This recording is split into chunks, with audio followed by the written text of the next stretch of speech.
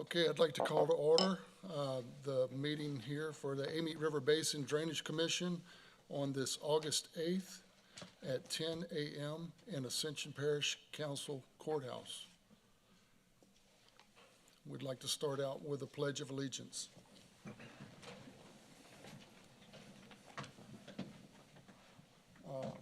Jack, could you lead us?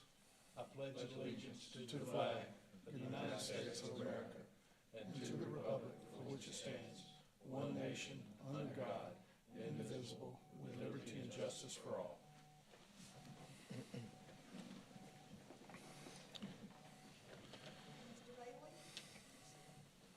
Carter? Mr. Clark? Present. Mr. Quintmall? Mr. Webb?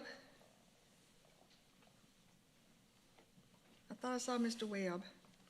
All right. All right, Ms. Verlito? Weber. Yeah. Sorry. For St. James. Yes. Ms. Verlito? Ms. Fitch? Mr. Harrell? Mr. Harris? Here. Mr. O'Neill? Mr. Parker? Mr. Rayford? Here. And we have Bryn Haas? Here. Ed Knight? And Blaine Sheets. All right, thank y'all. We have a quorum. Okay, do we have any public comments in regards to our agenda? Anybody would like to have some expressive public comments? We can save that for after the meeting.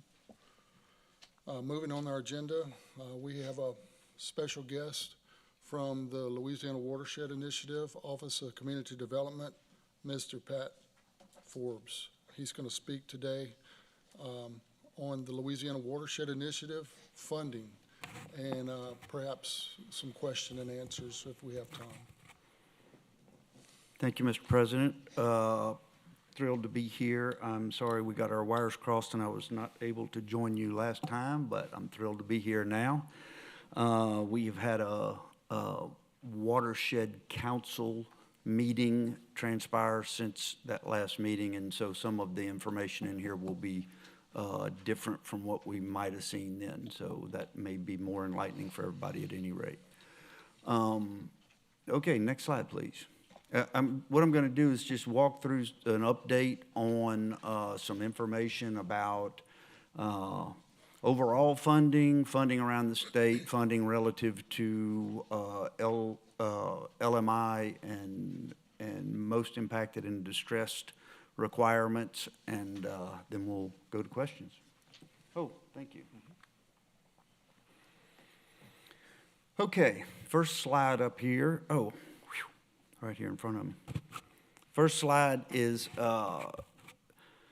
LWI projects funded by HUD Mid. And so the HUD Mid is most impacted and distressed. When HUD allocated the mitigation funding to the state of Louisiana, they said that at least 50% of the money has to be spent to the benefit of most impacted and distressed parishes that they selected. These 10 parishes you see here are the parishes that are most impacted and distressed as selected by HUD. The other thing that they gave us the opportunity to do was add other parishes as eligible parishes for that funding. Since 56 of the state's 64 parishes got major federal declarations, we added the other 46 parishes to that list as state mids. That does not affect this requirement that at least 50% of the money be spent in these 10 HUD mids. One thing I want to point out, because there were some questions around the allocation of the Hazard Mitigation Grant Program funding. We are funding HMGP match for the whole 2016 disaster, which is 25% of project cost. The way that we do that with CDBG funds is with, when we can do it, what we call a global match project. That is to say, we fund the entirety of a limited number of projects, and FEMA applies all that money to the benefit of all the HMGP projects. So the next slide you're going to see shows where those projects were built. But in this slide, the total funding indicates the benefit that each parish got for HMGP match, plus all the other projects, as opposed to, for instance, we built, I think, two projects in, or funding two projects in East Baton Rouge Parish. They're not showing up in here, just East Baton Rouge Parish's HMGP match requirement is in here that we're covering. So in other words, we've distributed the funding as it applies to the HMGP program. And look, this isn't that many slides, so if anybody's got questions as I'm going through here, fire away. This shows you the difference. You can see we've got 3 projects funded in Ascension. I think there's actually 2 in East Baton Rouge and 1 in Ouachita to cover the match for all the March and August 2016 disasters. But then you can see the actual benefit number in the middle column. That is what is reflected in these numbers here. Any questions there? That's pretty complicated bit of stuff. Okay. Any questions? In the packet. For global match for HMGP? Do you have it somewhere else that I don't have? No, it's not. This is updated. This is from the meeting. This is updated information from the LWI meeting that we had and concerns that were addressed at the state capitol meeting. So is this available now? This data available to me now? Well, I mean, yeah, we could. Yes, sure, we can put it on our website or whatever, Yeah. certainly. Yeah, I mean, we got multiple requests to make this more easily understandable as it pertains to the actual benefit each parish got, so. My question, Commissioner Forbes, thank you for being here and presenting today. When you guys are trying to convey this information, this is y'all's attempt to show that y'all are actually spending, according to your action plan, 50% of the total funding that you were allocated via CDBG MIT per the action plan in the 10 MIDs per HUD regs. That's right, not just the action plan, but as required by HUD. Mm-hmm. Okay. And so you're using HMGP dollars to do it. Nope, no, sir. Sorry. So That's great question, great point. The HMGP funds are not in these numbers, just the CDBG MIT that's being spent as match Understood. for Okay. HMGP. Thank you for the clarification. Great question, Appreciate it. though. So Pat, is this final, or is this like in an amendment that's going to be submitted to HUD for approval? These numbers here are another good question. I should have gone over the heading of the slide first. What these numbers represent is round 1, the state projects and programs, HMGP match, and design support, because those are all already have CEAs out there with people to build them. What's remaining is round 2 and another allocation that's going to be in an action plan. That action plan has to be approved by HUD. And in fact, it will be published with a 30-day comment period. So it's subject to change. It will just be a draft when it's published. And, but that's what the council approved the other day, was publishing a draft action plan for comment. And at the end of the 30 days, we'll take the comments and make whatever changes are appropriate. So after 30 days, how long is the turnaround, typical turnaround? I know you can't, with HUD, I mean, I know December 31st is coming up, and there's some goals. They have up to 45 days to approve. So, yeah, we're very cognizant of that timeline and very much want to make sure we get everything that's in there rolling. Along those lines, your public comment period for this potential action plan amendment is open currently. y'all I don't debuted, think we published yet. Tomorrow it's starts gonna be tomorrow, and published. so LWI Region 9 or any other LWI region or anybody that's interested in submitting public comment would have 30 days from tomorrow to submit those comments and to work with OCD and the Watershed Commission to potentially rectify concerns or point out any concerns. Correct. I understood that half of the funds had to go to the most impacted areas, but we were on equal footing with the rest of the state for the other close to 600 million. How, has that already been accounted for? What is that money being allocated for, and are we getting any shot at that other 600 million, or have you decided on where that's going? So the funding rounds so far have not had requirements relative to mid or LMI. They've had points, I think, in round one were allocated for mid and LMI that would give them a boost. But no, there have not been any focus on driving the number there. It's just gotten there on its own because that's where most of the applications have come from that are being funded so far. Okay, so what about the other 600 million? We've got half of it accounted for here. What about the other 600? I know this money has to be spent within 2 years. Doesn't it have to be spent within 2 years? 12. 12 years? So what's the plan for the other 600? So what's represented on this, I think this is the right slide for this. Yeah, what's represented on this slide shows that $526 million of projects have already been allocated to whoever the local applicants are. Right.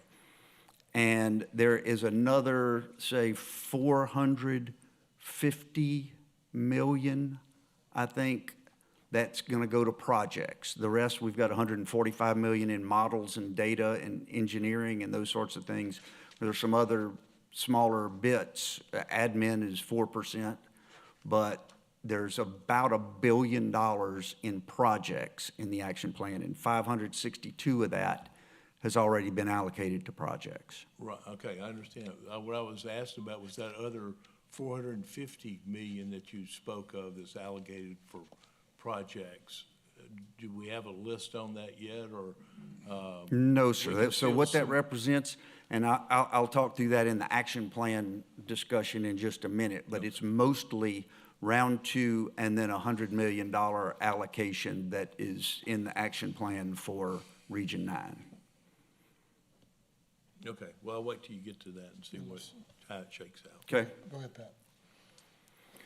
Pat. So I think this one's self-explanatory. We've got the actual benefit in that middle. And then on the right side of the numbers you saw previously, which is where we're actually funding the projects, the global match projects. This is current commitments by region. You can see how much each region has gotten. The regions, for your information, the regions that have the most impacted and distressed parishes in them are 3, 5, 7, and 9.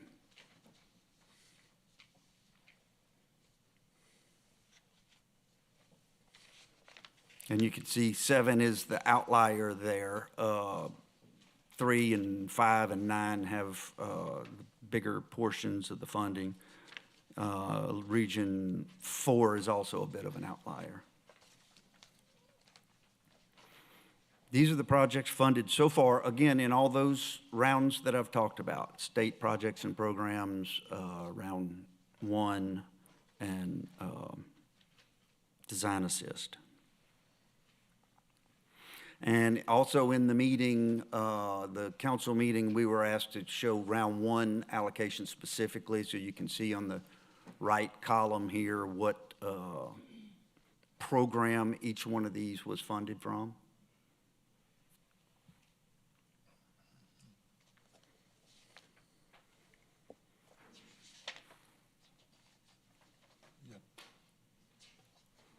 Okay, round 2, which we are smack dab in the middle of. You can see the timeline here. And the regional project ratings are due back to the state. That's actually a task that you have in front of you, and that is providing your priorities on which projects to fund of the ones that were submitted from your region and sent back as potentially eligible.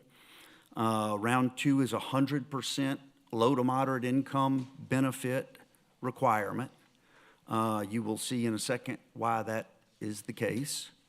And we expect in November to approve projects from the regions and start the process of signing CEAs. So to the point earlier about the end of the year coming, we would expect all these projects to have been allocated, all the funds to have been allocated by end of year.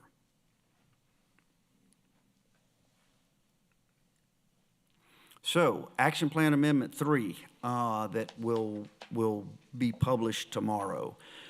Couple of smaller things. One, in state projects and programs, currently there is a $15 million program for economic development and resilience.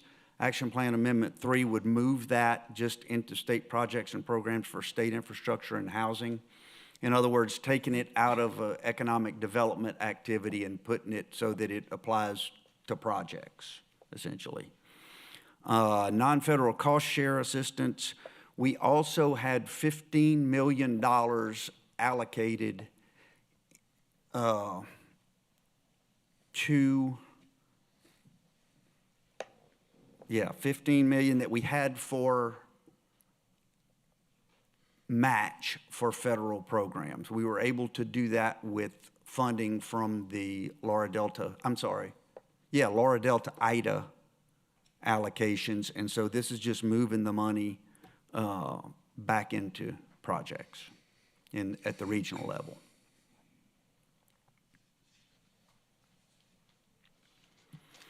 Hold on, Pat. Sure. Does everybody understand that? That the 15 million from the economic development, how that worked? This funding, I apologize, I mean, Because, it's a little tricky. I just want to understand, LWI is funded mainly with dollars from CDBG that were allocated as a result of the 2016 disaster, but this last point here, you're saying you're pulling money from the action plan from the 2020 and 2021 storms, Laura, Delta, Zeta, to That's actually right. fund the back end of projects that were allocated from the 2016 event? That's correct. Before, if you recall, it took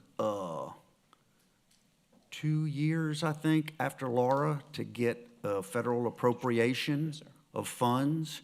And so initially, the action plan stepped forward and allocated $15 million for match in some of those affected parishes from Laura and Delta.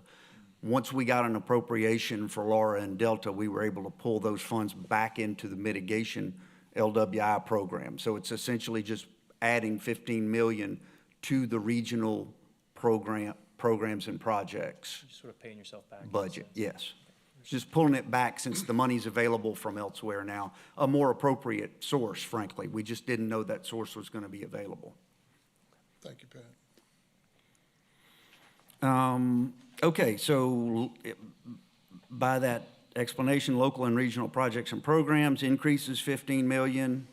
The other thing that the action plan amendment reflects is what I'm sure all of you have seen in your regular business, and that is that since we got round 1 project applications in and the state projects and programs, all of those things occurred in 2021, spring of 2021, we've had a huge amount of inflation.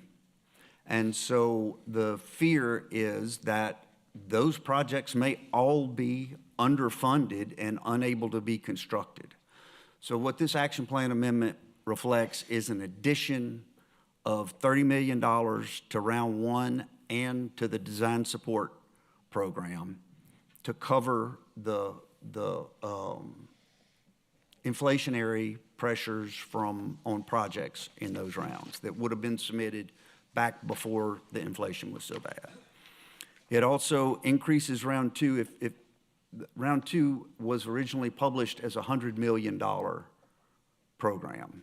It increases round two to $225 million. I think we got $2 billion worth of application, $1.2 billion worth of applications for round two, something like that. And so it appears that we can invest all the money immediately in round two. It also allocates $100 million specifically to Region 9 for large transformative projects. And it eliminates round three as currently described in the action plan. So in other words, all the money is moved up to round two, including a $100 million allocation to Region 9. Does anybody have any questions? I'll let Gary go first. So, a couple of things. What was the original amount of round three funding that was set forth in the action plan? I'm not certain. How much? $100 million. So we also have a modeling program that's set up for LWI that was done as a part of the watershed initiative. And so it seems like through this action plan, there was always an attempt or at least a discussion around being able to use those modeling results to be able to scope these projects or figure out where the most benefit would be provided. Have y'all given any thought to the fact that evidently you won't be able to do that with any of this funding? The Certainly. modeling results that we're gonna have produced won't be used for any of this funding to figure out where the best bang for the buck is? Yeah, we certainly have. Is there some type of back end where we'll be able to, there's additional funding coming from another disaster, we may be able to use that? We are absolutely continuing to explore additional funding sources like the bipartisan infrastructure law and others. And in fact, we do outreach and education for all the regions on the things that we learn about those programs. So that, I mean, ultimately, the watershed initiative is not just about spending $1.2 billion. It's about changing the way that we're going to manage flood risk. And so that means that we've got to continue to find other funding sources. And so, yes, while it's disappointing based on the timing of the availability of the models for that work and the timing of the funding going out that has to be spent, 50% of it has to be expended in 6 years and 100% in 12 years from the date of agreement, which was in September of 20. So the idea is that we get these projects going. That does not diminish the value of the models. Certainly, it would be great if we had all the models sitting in place when we started investing $1 billion in projects, but we didn't. That's just not the way the funding came. So, yeah, that's certainly a concern. And I don't know, Billy, do you have anything you want to add to any of that? Tell me. For the record, Billy Williamson with DOTD. I'm kind of the modeling lead for LWI on this. The concept being is we want to set up ourselves, unfortunately the inflation hit us at the absolute worst time for our funding source. But the concept is that we don't want to be back at the point where we were 2 years ago with getting a lot of kind of half-baked project ideas. Because, we can all sit here and think that this money is ending, but it would be foolish for any of us to think that this is the last disaster that is going to hit us. We've been hit with disasters we haven't received funding for yet.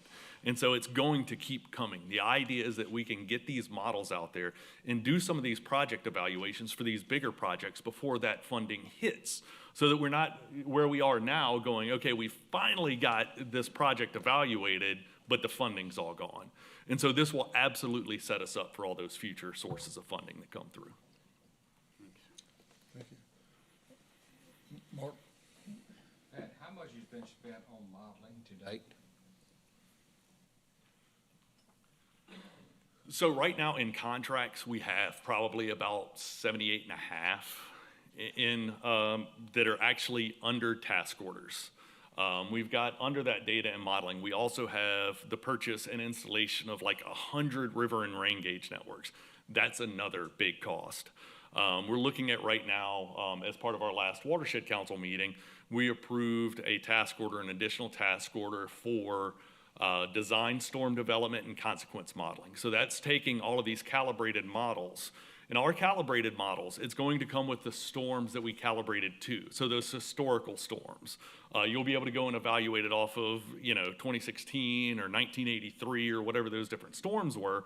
But then whenever you ask what's that 100-year or 1% storm, that's not built into it yet. That will be in task order 4 so that we can build those probabilistic, say not fully probabilistic, but probabilized design storms so that you can then start doing apples to apples comparisons objectively on what the real impacts of these are.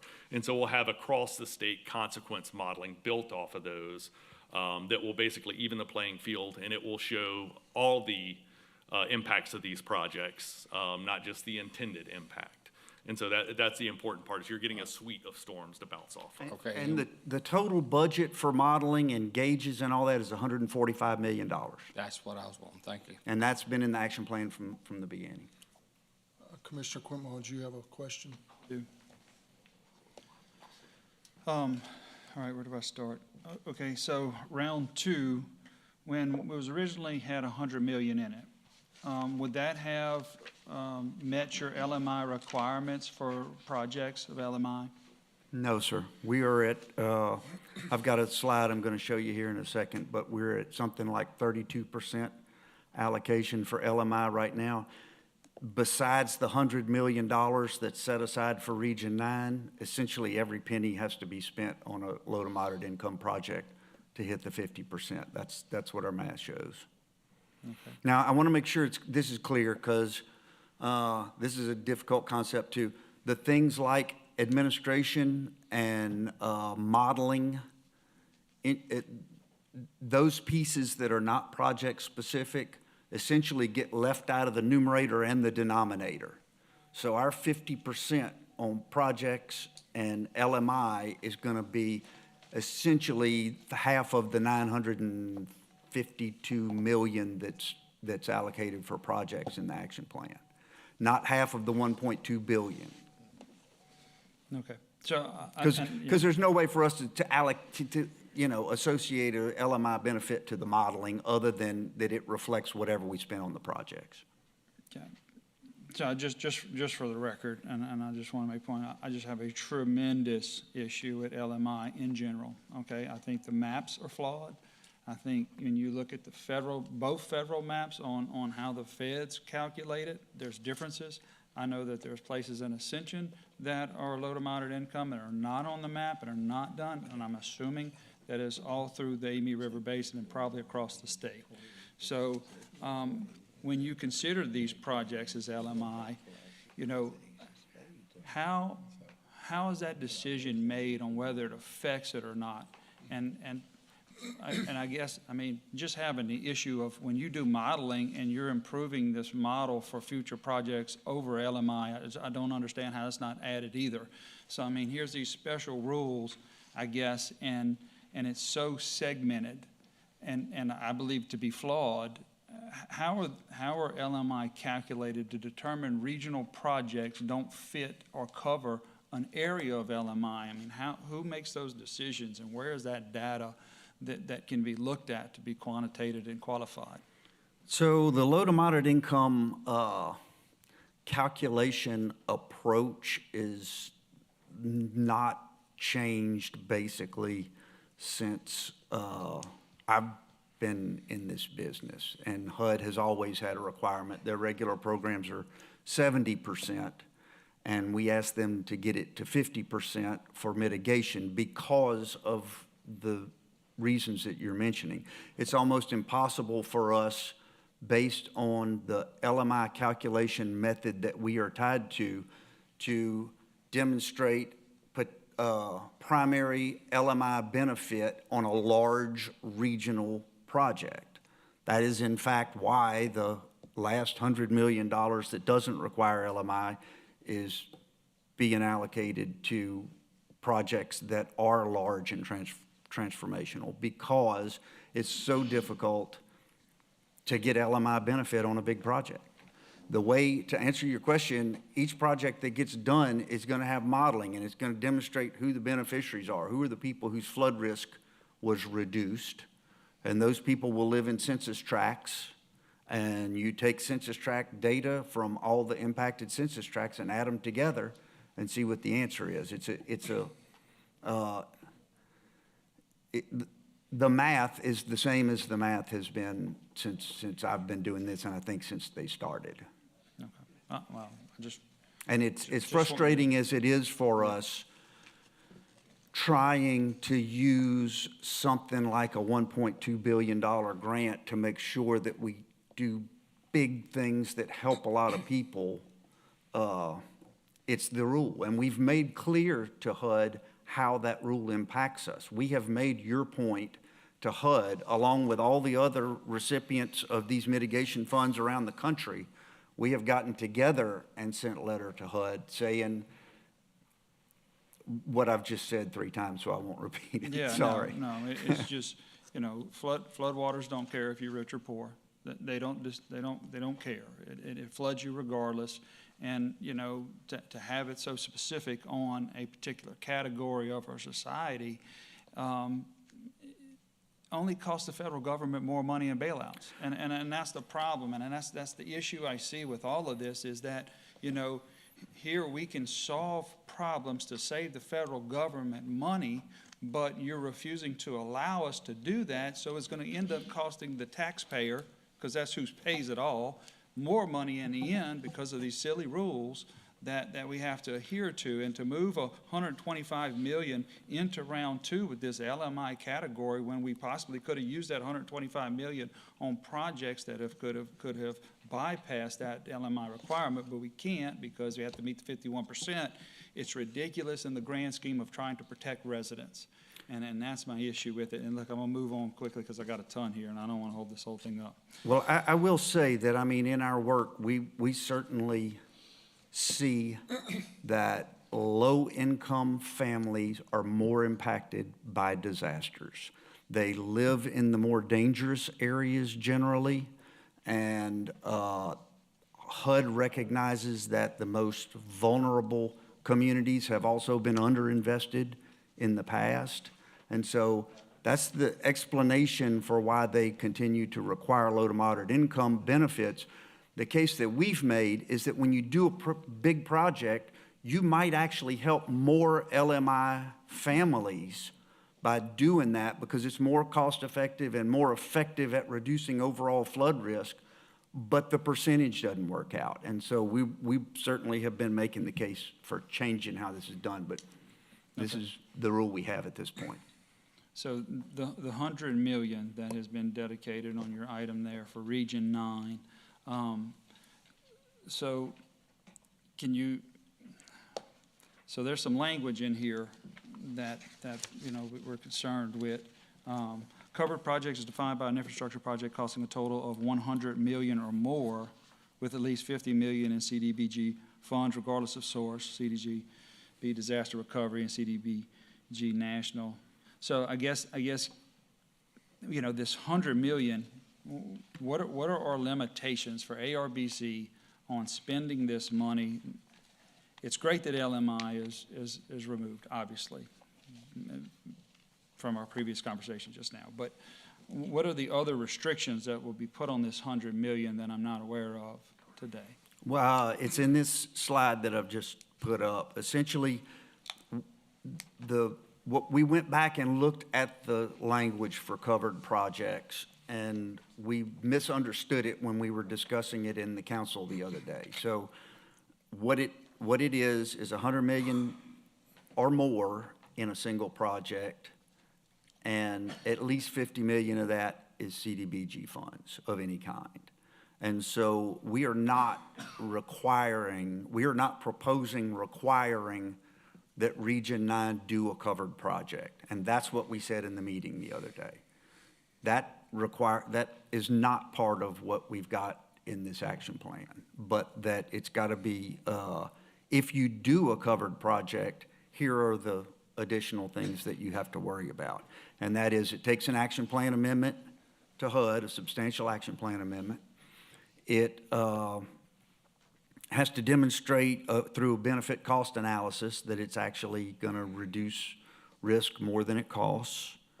And you got to have a long-term management efficacy plan in place. But that is not a requirement that you have covered project with this $100 million. And that is what we said the other day, but we misunderstood what covered project definition was. Yeah, so transformative project, can you define what that is?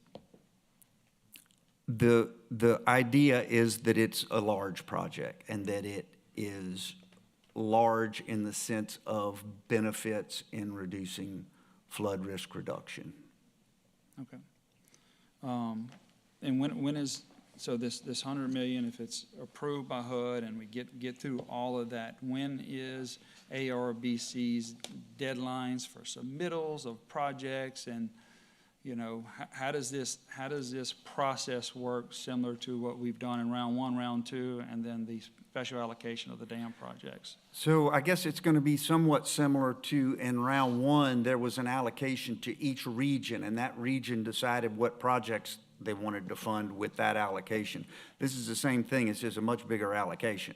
So there would be no reason, for instance, that you couldn't start talking about what projects you want to do right now on the assumption that our action plan amendment is going to be approved.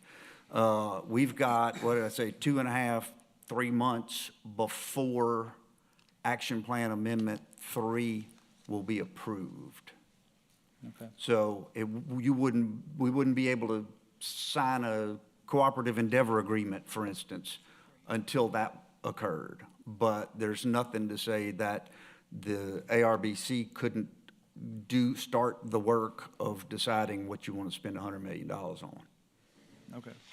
So, so just to kind of clarify, I mean, obviously, when this group submitted all of our number ones, those were basically our those large mega projects. I call them mega projects, essentially what I call them. So I guess my question is, a lot of those were close to 100 million. So do we need to break this down into phases, and then we can prove the benefit? Because obviously when you talk about these regional projects, right, and you look at the effect that they may have from one region or one parish or multiple parishes to the others, you have to offset that risk, right? You have to offset that impact.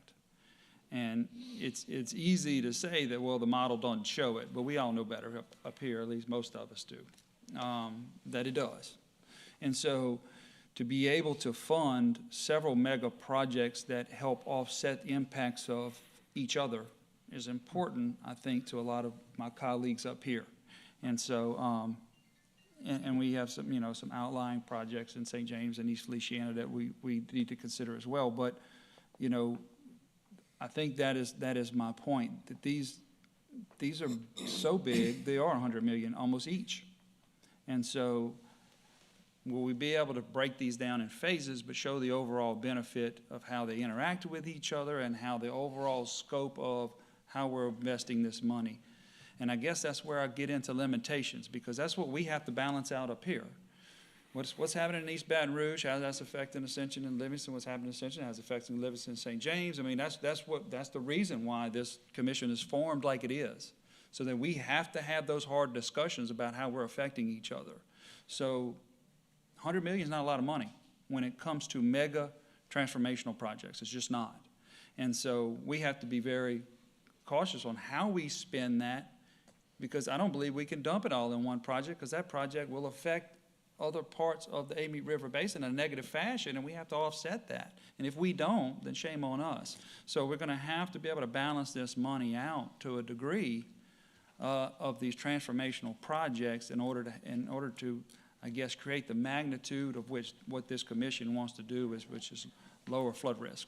So I think the only question in there about as our CDBG requirements is about phasing, and we wouldn't weigh in on whether you decide to phase projects or whatever.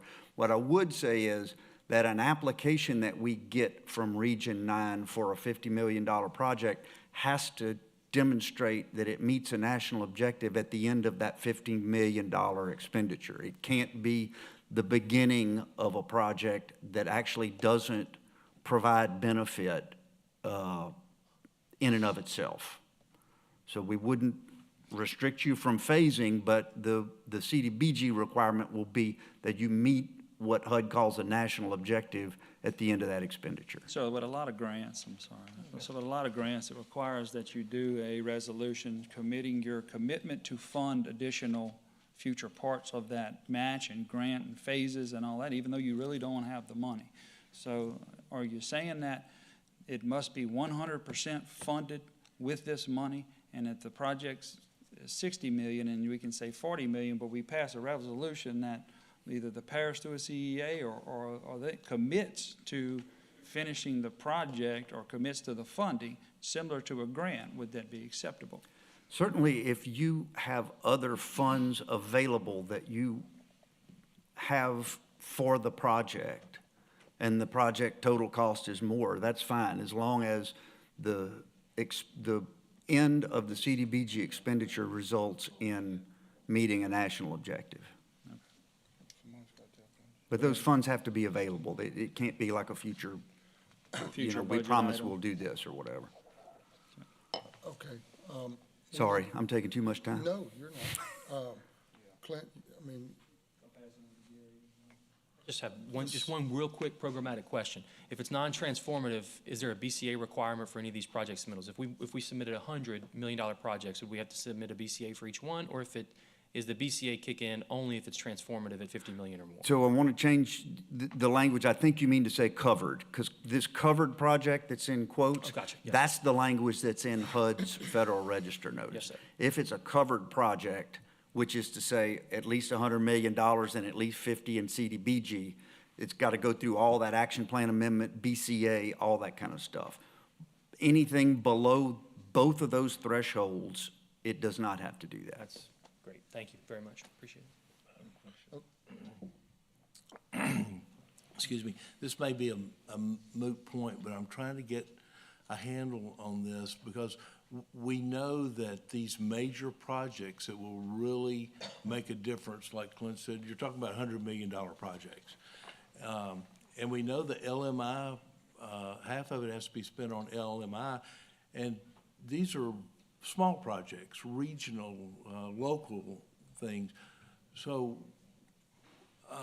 why would we not say, all right, we're going to allocate half the money, which we're glad for the 100 million, don't get me wrong on that, but why wouldn't we say, all right, we're going to do 600 million on big projects, because that's what really is going to make a difference, and the other ones would go for LMI and these smaller projects.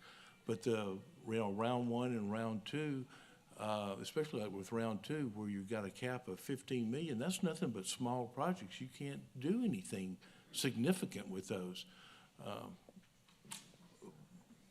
Why do we spend so much money on small projects instead of spending it on the ones that really make a difference for everybody? LMI, it doesn't matter. The big projects like these three that we had, we said they're all about 100 million apiece, and We still have to calculate low to moderate income in the way that HUD defines it. And in the process of doing that, you are almost by definition going to wind up with smaller projects. right, and half of them would have to be that, but the other half could be big projects. So dedicate 600 million to the big projects and 600 million to That the- is, it's in essence what we're going to wind up with. When we're done, all the math that leads to this action plan amendment gets us to 50% LMI.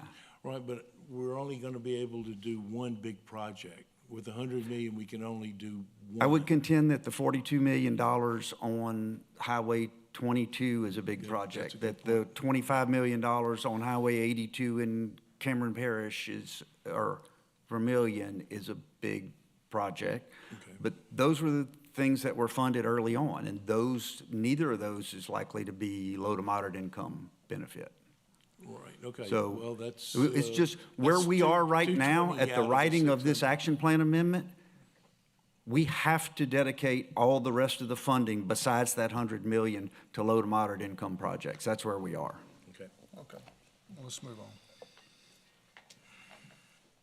Okay, I think I'm almost done. So this, we've talked through all this already. We're currently at 34% LMI, which is what's driving us to allocate the additional 225 million in LMI projects. We've been through this ad nauseum, the challenges of hitting LMI, and you can see the LMI areas overlaid with the most impacted and distressed parishes here. You know, Pat, on the LMI map, it's a shame that the LMI map and the census maps don't have a hook layer. You know what I mean? Yeah. But I think, so I think that I never actually said this in answer to President Coimon's question earlier too, is about how do you determine that? And so you're going to get a lot of projects back in round 2 from the Watershed Initiative folks that may or may not be LMI benefit. But what we're saying is when you go model this thing out and see who the beneficiaries are, it may be, and we don't want to cut it off now without knowing that. So figuring out who the beneficiaries are and then calculating the low to moderate income benefit is going to be a critical part of that process.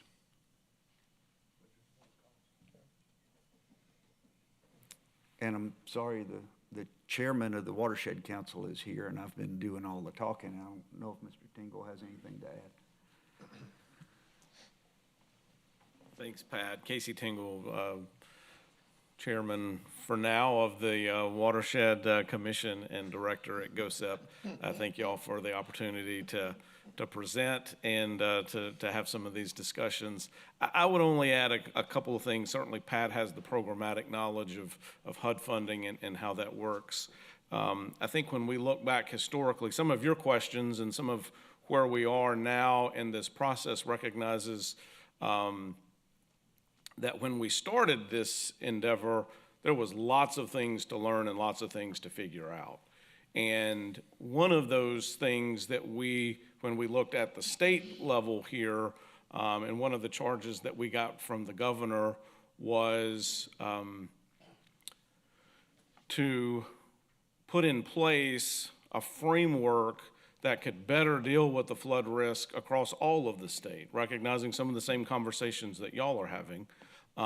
It's just so happens that the Amite River Basin Commission had a head start on all of that because you started this decades ago, and looking at what that partnership would look like across parish and other political boundaries and that sort of thing. We had to start that from scratch everywhere else in the state. The second piece of it is that we knew at the time that while we had pockets of very good data in certain places across the state, in general, we did not. We were starting with a blank slate, and for the most part, we had partners sitting across the table thinking that they had an idea of what might solve their problem, but A, not knowing if it would actually solve the problem, and B, not knowing if it would cause a problem for somebody else downstream or upstream. You all, again, have a bit of a head start on that because you've been doing this for a long time. And so I would just say all of that to me ties together to the point about, halving the funding towards LMI versus non-LMI.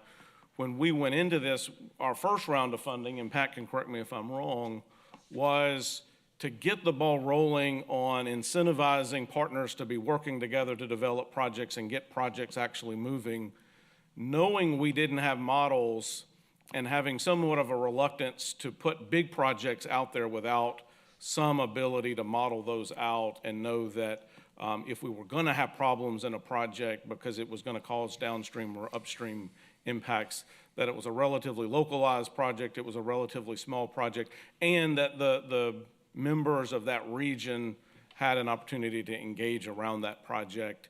And that, I think, pushed us to doing larger projects later, hoping that the modeling would be in place to be able to incentivize and inform how those projects would actually move forward so that we reduce the likelihood that big projects may cause big benefits for somebody, but big problems for somebody else, because that's not where we want it to be. I would say that, again, because of the way the modeling effort kicked off, you all are still ahead of the curve there, because your model was done very early on in this process and was actually kind of the tool by which we figured out how to do the models everywhere else. And so when it came time to talk about Region 9 in particular, that's why there, I think from our perspective, is not a lot of hesitation about funding and doing a big project here, because you already have a model at some level of development and maturity that you can use to make informed decisions about that. So certainly we've all got a lot to learn. We are learning lessons in this region that are applicable to all the other regions of the state, largely because you've been doing this longer. You've got more experience with what it looks like to coalesce around the COMED and some of the other projects that have come out of 2016, some of which have been on the books for a long period of time. And then recognizing you as a specific region in Region 9, I think is also helping us to communicate to the other parts of the state where right now their regional framework is informal, whereas yours is formal. You've got a legislative mandate, you've got requirements in terms of what you do and expectations, and that's the model that we want to build out across the state. Certainly projects are a huge part of this conversation, and spending the $1.2 billion in CDBG funds is a primary charge that we have. But at the end of the day, that's just a drop in the bucket to the problems that we face.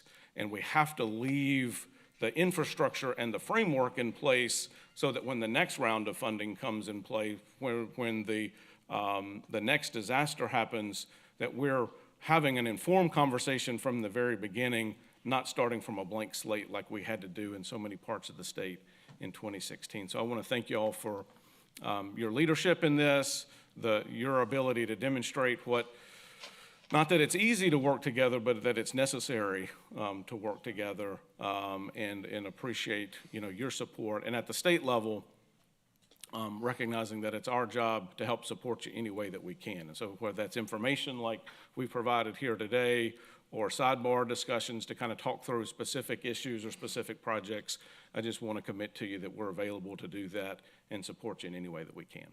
Thanks. Thank you, Casey. Anyone have any questions? Ready to wrap this up? Clint? Okay, well, I want to, just like Chairman Tingle, thank you all so much for the opportunity to come share information, and I will tell you something that we've said 2 or 3 times before, which is that y'all, as Casey has said, y'all are the leaders in this. You are also our clients and partners in this. Any information that we have is your information. Any data we have, anything that you think we have that would be helpful, it's yours. So all it takes is asking us for it. So look forward to working with you as we work through this process, again, as Casey said, that we haven't been through before, particularly how we'll do this $100 million allocation and all. But I think that should be interesting, but also not extremely difficult. So thank you. Thank you, Pat. Mr. Weber? On the LWI funded projects, I see St. James Parish is not listed as a HUD mid, but it's a state project. Is that published somewhere where we can look at it? It's probably there. I just don't see it on your website. It is. We can get you, we lumped all the state mid projects into one row on that sheet, but we've got them for every single parish. We've got it broken down by parish, and we can certainly send that to you. Thank you. It may even be on our website right now, but if not, we'll email it to the group. Thank you. Pat, one more thing. Sorry. Okay. For watershed coordinator, administrative assistance, we're essentially acting on nothing, So is there any insight on when that might come to fruition, if ever, or not? Yes, so we have gone back and looked at the original action plan, the action plan amendment that we did last year to create Region 9, and it does not appear that we need any action plan amendment whatsoever now to be able to provide the 800,000 regional capacity building grant to Region 9.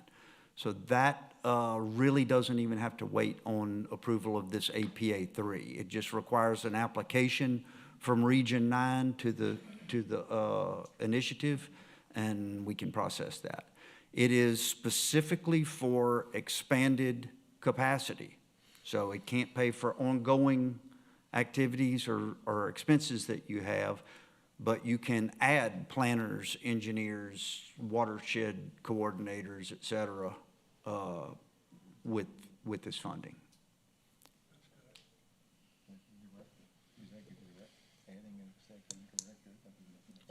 Anything perhaps, maybe, we're looking to hire an executive director.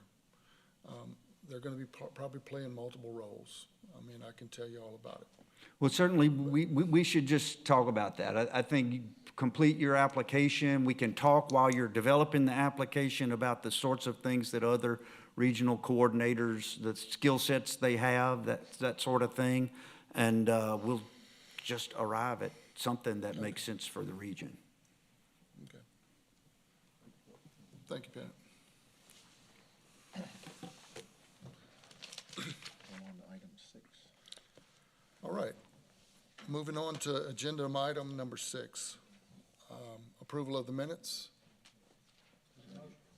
Got a motion? Any public comments? Hearing none, there's a motion from Commissioner Quintmall. Second. Second by Commissioner Harris. Any opposition? Hearing none, it's approved. Next item on the agenda is approval of our financial statements. Any public comments on that?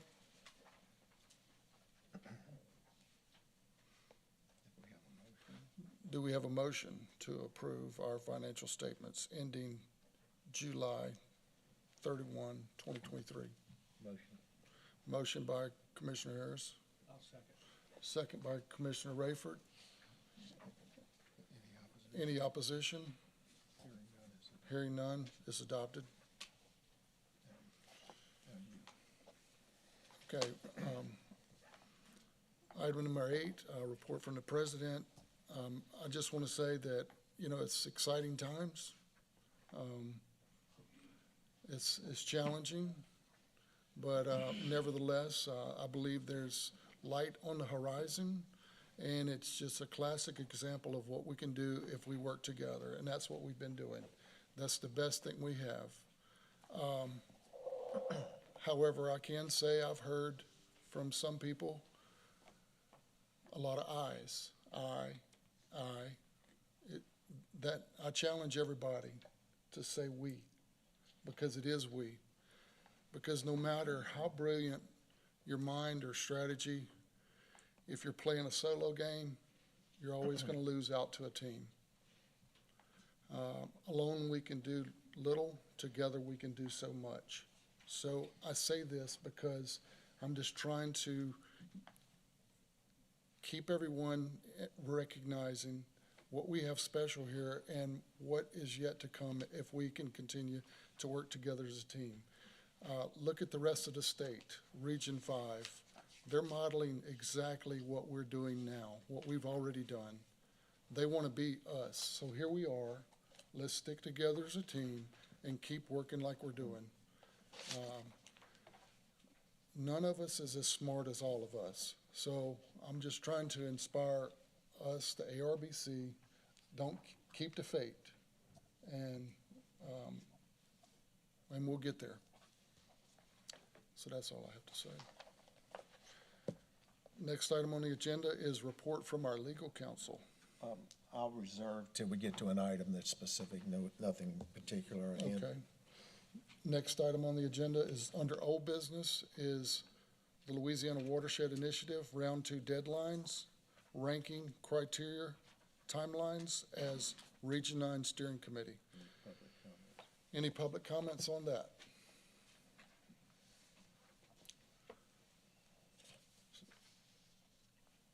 Okay, so essentially what we've done is Region 9, we have projects that have been submitted to Region 9. And the board members have been given an opportunity to go through and rank each of the projects. I say rate each of the projects, high, medium, and low, priority based on the three forms of criteria. So we've done that, and we've come to a list that has been narrowed down, and so does everybody have that list in your packets? Okay. If I'd like to open this up for discussion. Take your time. If you don't have a copy, we'll get you a copy.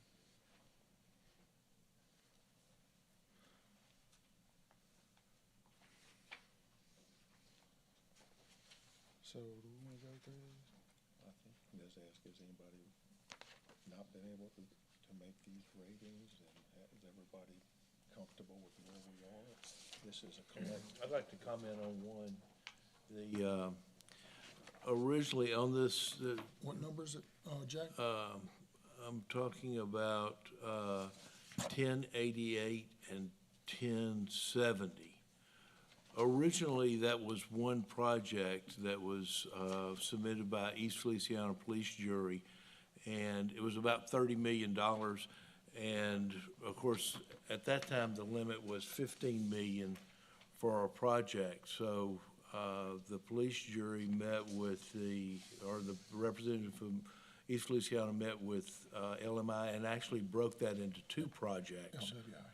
I'm sorry, with LWI, and broke that into two projects, one north of Highway 10 and one south of Highway 10.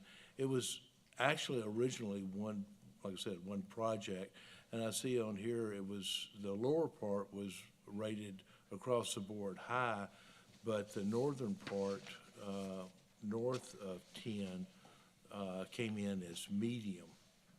And I'd like to see that put back together. It was actually one Ed, do you have a comment on that? Sure. When I did this, I had it all as one project. It was a little over $27 million. It encompassed the north of Highway 10 was a community center that flooded in 2016. Got 5.5 feet of water in it, so it was unusable. South of Highway 10, portions of the town of Clinton, Louisiana flooded. The clearing and snagging of this, I even had Stoker Brown had went, and we had retained him previously by ARBC to do a look at the commit. Well, in the process of the commit, I went to doing some digging and found where in that East Feliciana Parish, those areas did flood within Pretty Creek and Redwood Creek. So we accomplished the deal with LWI to sit down, and with Danica Adams, we sat down and we drew up a plan to fit that model in those areas. So that was, it was just under, a little over 27 million, short of 30, but it was in a poor, destitute area, low income. It fits all the criteria for LWI, for that low income area. So when I seen this and talking with Jack, it just seemed, I was kind of suspicious here. How would we go about changing this back to a high priority? Because when it flooded, we had a cattle farmer that lost beef cows in the flood. He wasn't able to move them. So in all these areas, we had residents with 8 foot of water in their homes. This is something that we've been working on since I've been on this commission, and finally made headway since the new commission took over. So, yeah, I would like to be able to see this change back to a top priority in those areas, because those people's homes flooded. HUD did come in one area, and instead of moving those individuals out of that floodplain, they left them in the floodplain, but elevated their homes. So it didn't really solve anything. So the next step was, that's never been done since 1952, was the last time those areas were cleaned in those tributaries. So now we're having an opportunity now to get it done. We do have a maintenance plan in place within the parish to make sure those floodplain areas stay clean, because they've never been cleaned since 1952. So we've had major storms. I went back and looked at the declaration for disaster area. Ida, East Feliciana Parish was in that disaster area that was declared by the governor's office in the state of Louisiana. So I'm asking that we go back and we fix this. Okay, definitely noted. All we're looking at right now with these ratings is we're trying to keep with schedule with the round 2 funding and the deadline.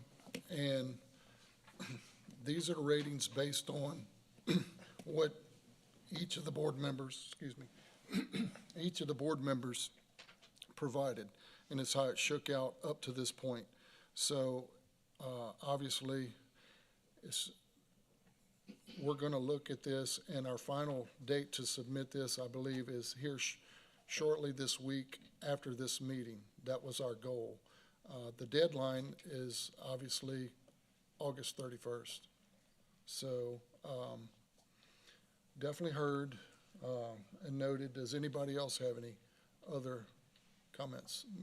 Commissioner Weber.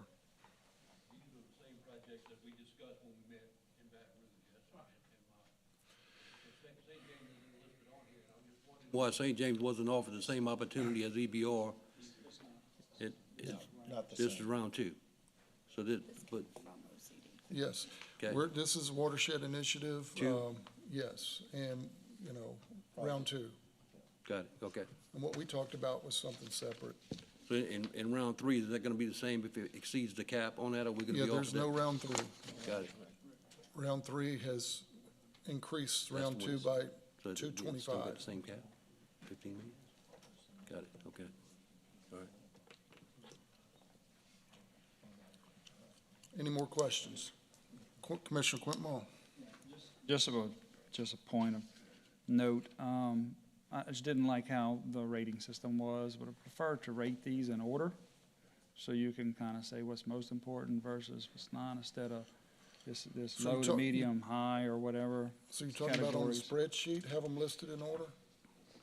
I think it would be better clarification on which ones tend to be higher priority for the commission versus, I got 2s and 3s and 1s, but I really don't know how's this broken down, which ones made the highest, which ones made the lowest, Okay, and how the rating system worked in general.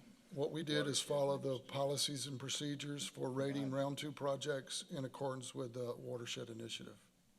And it just, it's a little late. I just would have liked the opportunity for us to, as a commission, to rate these in a little bit more of a high, to low fashion, and not just a 3-category rating system. But in the end, we could have made it fit that, but I think that's.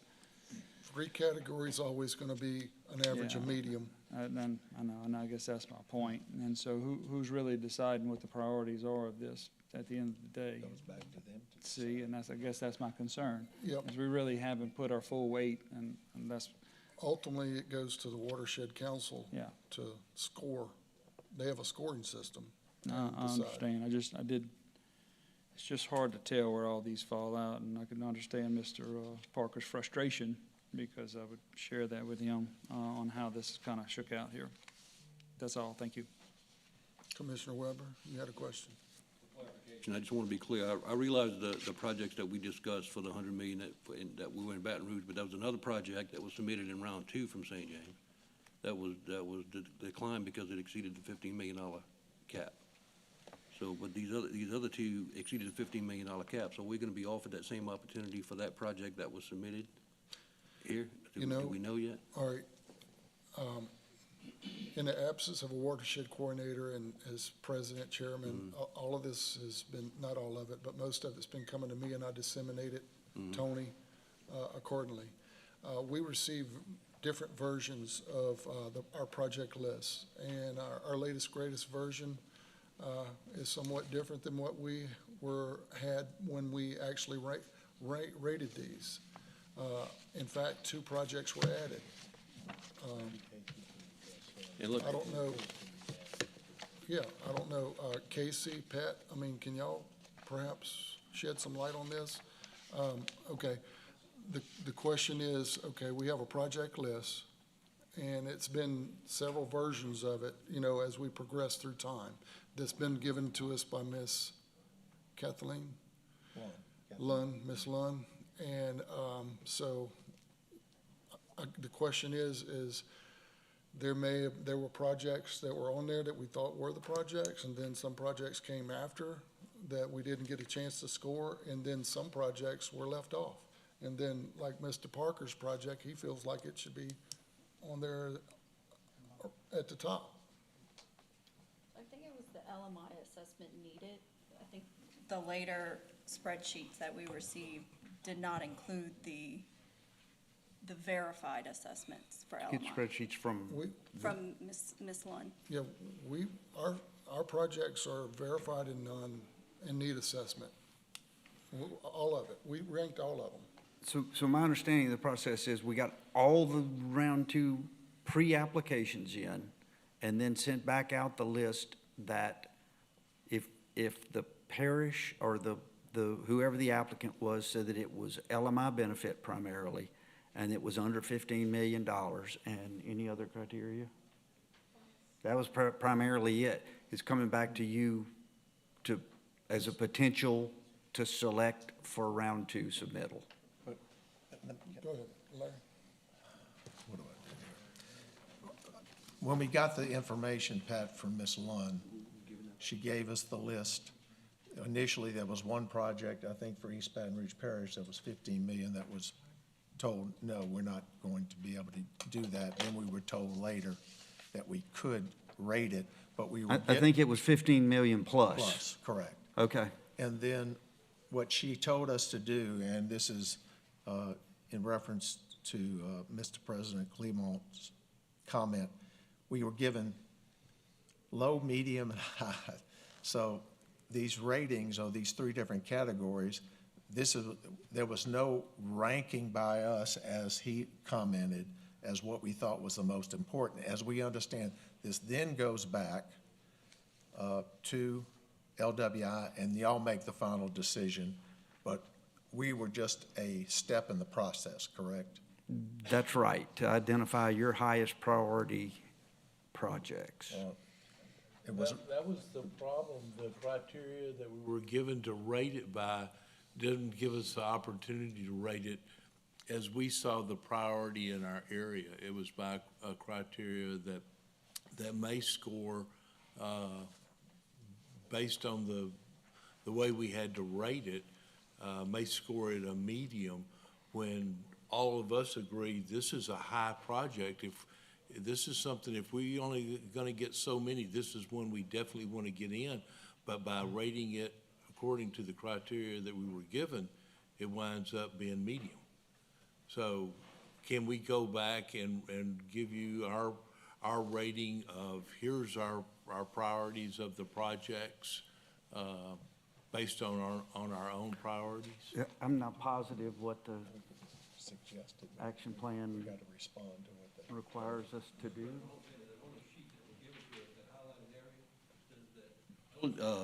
Eligible applicant will commit funds in excess of $15 million cap. Okay. We weren't given that opportunity. Okay, to so even what happened address it. there, was much to my surprise, we had already rated our projects on a Thursday, and that come to us on a Friday at 5 And 5 I p.m. realize I'm getting on this board a little bit later than most of you guys, so I'm trying to, I'm drinking from a fire hose here, but I'm trying to figure out why was some parishes offered that opportunity and some weren't. I just want to be transparent. I want to know why We that. don't know why Okay. St. James was not in the list, but this was the list sent to us by LWI. Okay, See, Mr. Weber, we don't pick and choose amongst ourselves who, it's all fair game, who submits a project and stuff. And then that goes to LWI, and there's certain criteria to determine what's eligible and not. 15 million, and there may be exceptions later on, presumably, and the LMI criteria and so forth. and just to understand the impact on the watershed, St. James is the alluvial plain. It all stops here, so it's, we need to take that into consideration when we're considering all these other projects that are putting water in that alluvial plain. Janaea Lathers, Louisiana Office of Community Development. To address Mr. Harris's question in terms of the prioritization that each region is giving, you can add within your high rankings the priorities in which the commission sees fit for your region in terms of mitigation and funding projects within your area. We are looking at y'all's high ratings in terms of priority of what we will look at further in terms of what we will ultimately fund within round 2. To address the question about the St. James Parish government question, we had 2 projects that were originally submitted. The total project was above the $15 million cap, but the parish actually can commit funds within the project in excess of the $15 million cap, and CDBG would only cover that $15 million. So that was the distinction in between the ineligibility designation that we gave to St. James. So if St. James agrees to pay the balance over the 15 million, we can add them to the list? That's the same thing we did with, yeah. Mhm. Right, but that's what Commissioner Weber was confused about, was, that one didn't, they weren't given the opportunity to say, yeah, we'll make up the difference and add us to the list. The distinction was these parishes made it within the application. So if you can commit those funds, just send us an email and we can note it within the parish application, and you all will have that for review as well. Commissioner, go ahead, sir. Am I understanding OCD correctly that we probably need to take another crack at this? Not that I'm not trying to say that we've missed it. I mean, we did what we thought we were supposed to do, but evidently what y'all also wanted us to do was not just rank these low, medium, and high, each project individually, but also rank them in terms of what's the. That's not what they told us. Well, but what I'm not, that milk's already been spilled. I guess what I'm saying is, in other words, from here, we need to go do a criteria ranking based on which ones of these are, which is ARBC's number 1, which is ARBC's number 2. Is that what y'all are suggesting? Would that be helpful?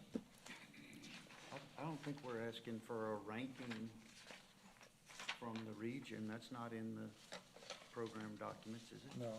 I think the distinction that you're trying to make is that you talked about high and medium projects. If those are priorities for the commission, for the region, they need to be ranked as high. So I understand now, it's clear, if it's a high priority, even if doesn't meet one of the categories is regional impact, even if it doesn't have a high regional impact, if it's a priority, we need to rate that as high. If we want it on the list, only the highs are going to be considered.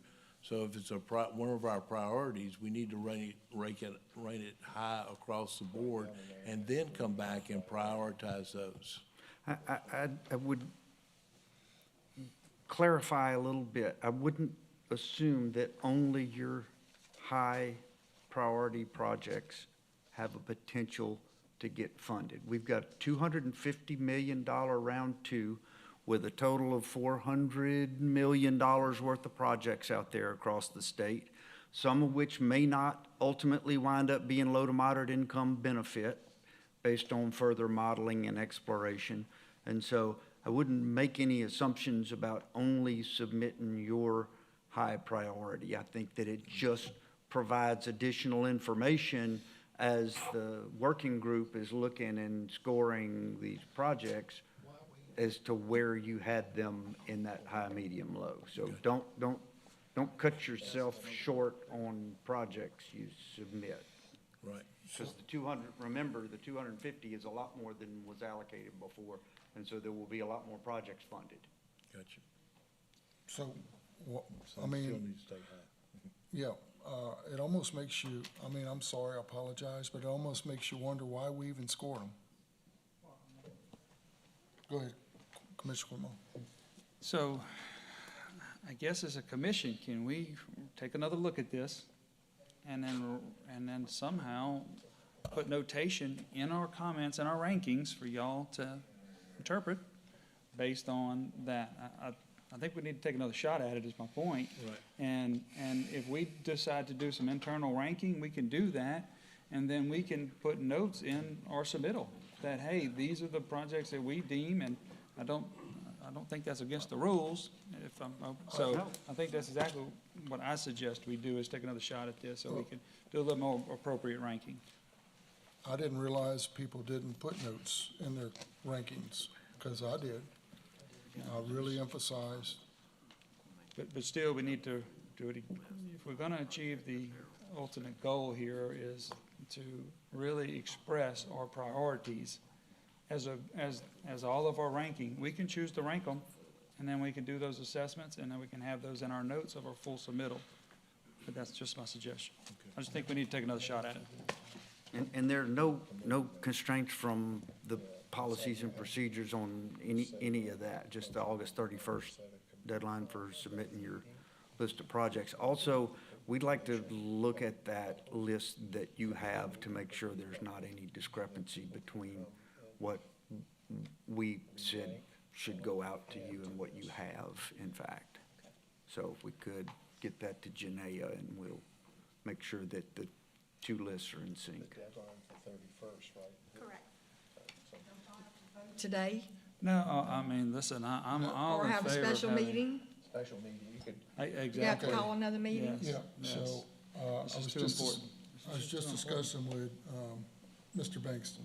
So, talk about. So, I think the appropriate maybe is a motion to set a special meeting before, and to make sure that we've got the final list. Because, for example, I'll just give you one example. In St. Gabriel, it shows low to moderate of only 28%. I'm very questionable in my mind, knowing St. Gabriel the way it is. So there were some issues internally in all this, but I would suggest that somebody make a motion to set a meeting at the commission office. We'll have it public. People can come and make any comments in any of these individuals. Make sure that we have St. James if it needs to be added. I think you may need to make an amendment to your application, but I think but we need to have that done before the 31st. Since we also have some issues concerning executive director, that could possibly be another meeting that could be added in that interim. Do we need to make a motion to table the current action item, or the Nobody's current piece of the made a agenda? motion to accept it or reject it, so there's nothing on the agenda, nothing on the table right now. So, Yes. Clint, So let me check some dates here. So I'd like to make a motion that we hold a special meeting, and I would suggest the dates of either the 28th, 29th of August to do as well as a reassessment of our project priorities for round 2, as well as any other emergency items that need to be added to that special agenda. okay, I got a motion on the floor by Commissioner Quintmall, and do I have a second by Commissioner Harold? any opposition? Any opposition? So moved. Let's decide 28th or 29th. Which day? I don't know which day for sure. He said 28th or 29th. Let's do 29th. 10 a.m.? 10 a.m. And how do we go about quickly getting what y'all do that day to LWI in time? Like email, we can email them what y'all voted on? And it'd be- Pat, is that Oh, sure. approvable? So we email them to LWI, okay. And the location to be determined. You said the office? Location to be determined. Oh, okay.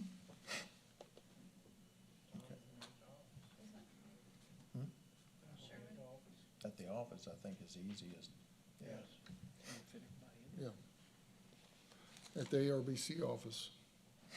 Well, to be determined. Okay. All right. Next item is LWI. Okay, next item is regional coordinator updates for LWI Region 9. I think we've touched on as much as we could touch on in regards to LWI Region 9 Round 2 projects. We don't have a coordinator. We are the coordinator. And it sounds like if we submit an application that we may get some assistance and compensation to help us do this even better. Okay, next item on the agenda under old business is Stoker Brown. Any public comments on that? Come on up, Stoker. Good morning. Stoker Brown with CSRS. I've put a proposal together based on your request at the last meeting to continue operation and maintenance as well as software costs for the online map, and to review public feedback and update the parameters in anticipation of creating the flood inundation map version 2.0.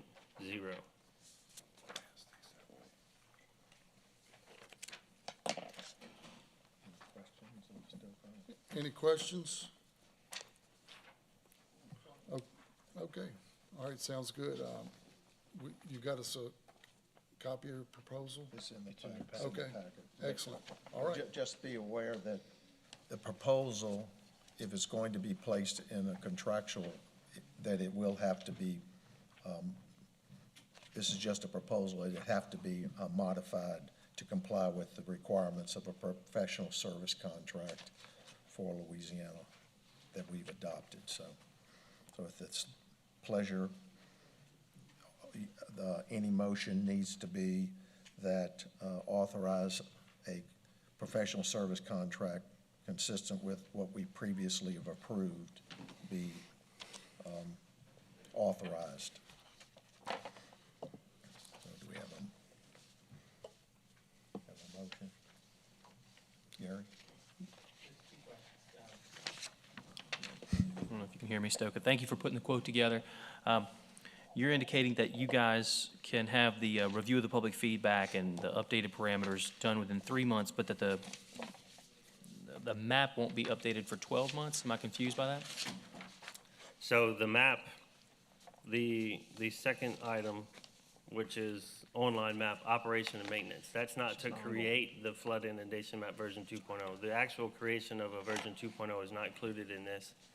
I suggest we wait until the LWI is finished with their Region 9 model, so that there's a new base output to also create the next version of the map as well as the updated parameters.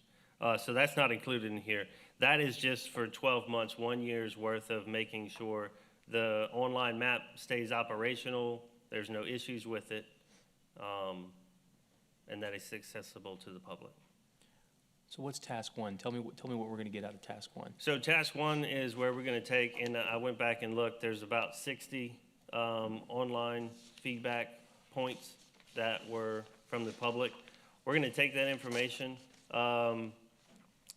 They submitted whether or not the map of inundation near their home was accurate. If it was inaccurate, they provided, no, it wasn't 5 inches, it was 1 foot.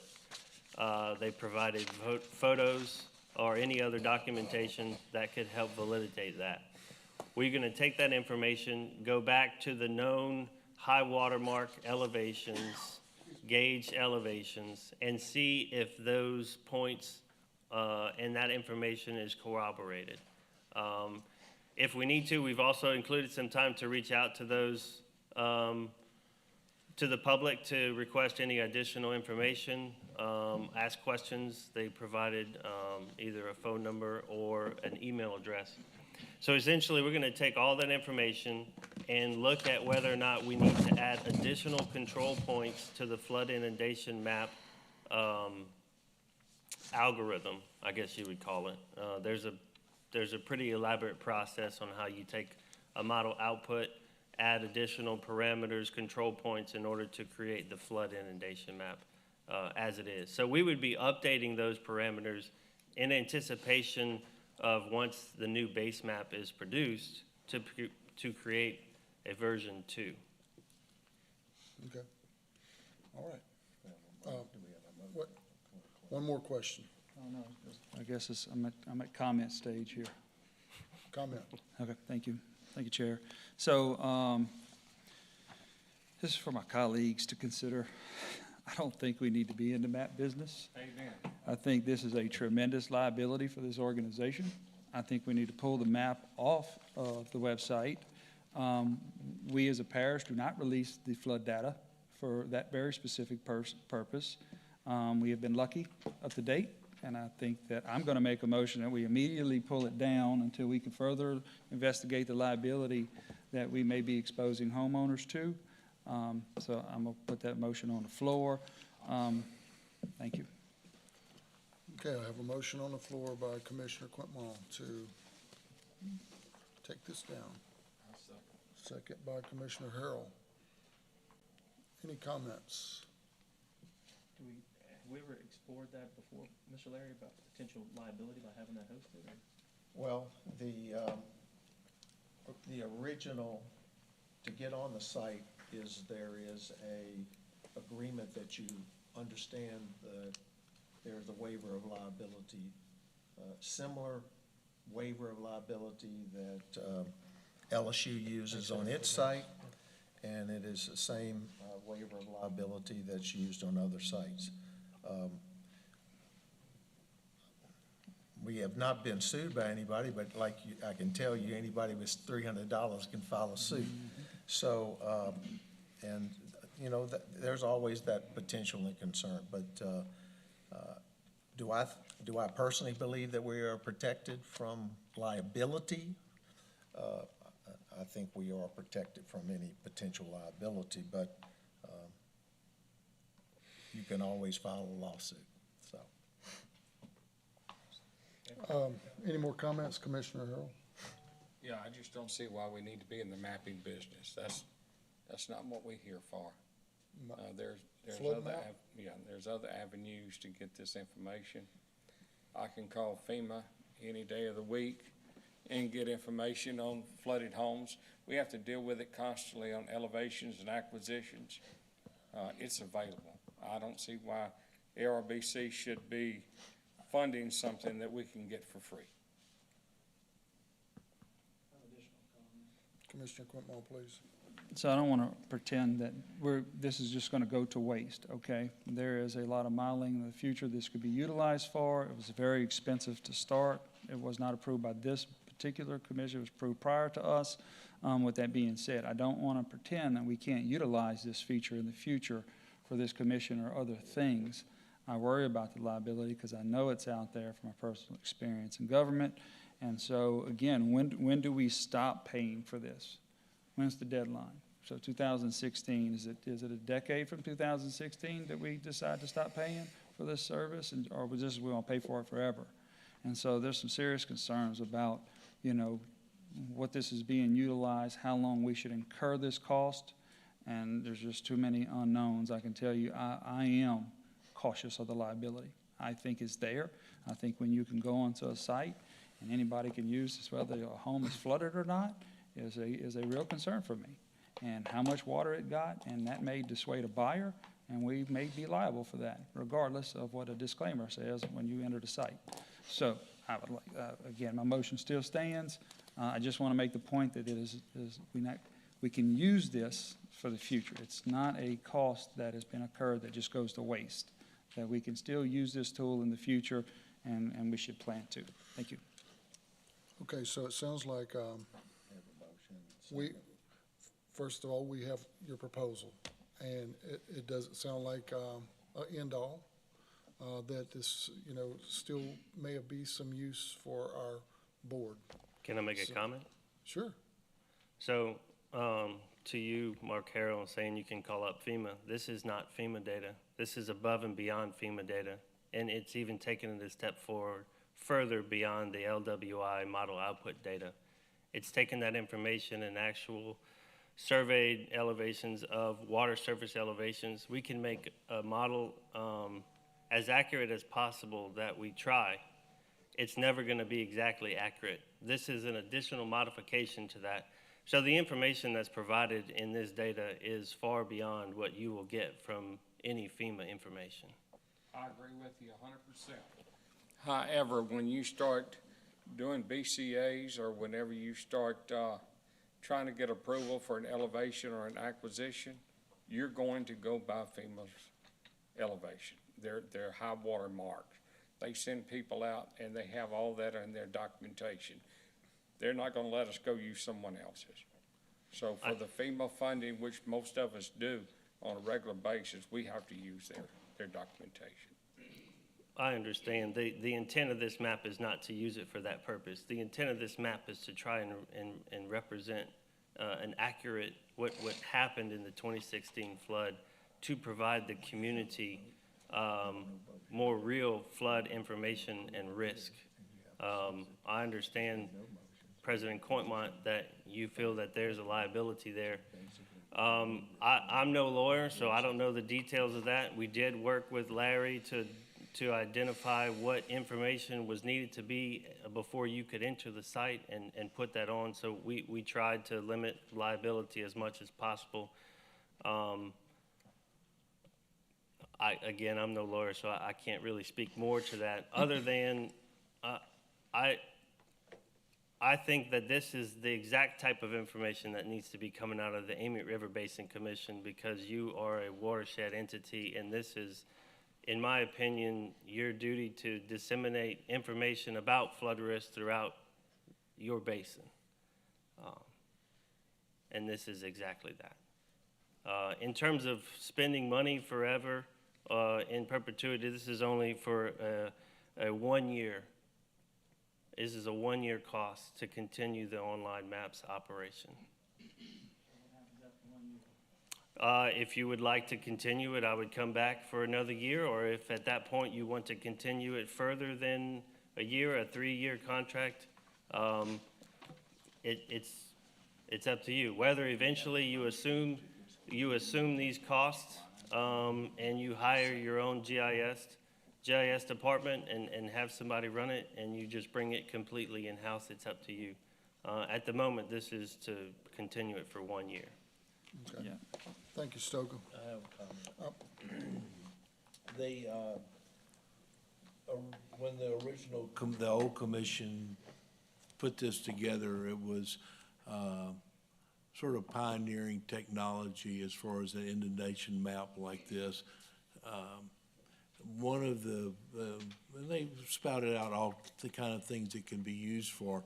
One of the main focuses on it was for the public, because most of the public doesn't have access to FEMA or those records or anything. This is where local people can go and just check the area. I'm very concerned, like Clint, about the liability, but if we're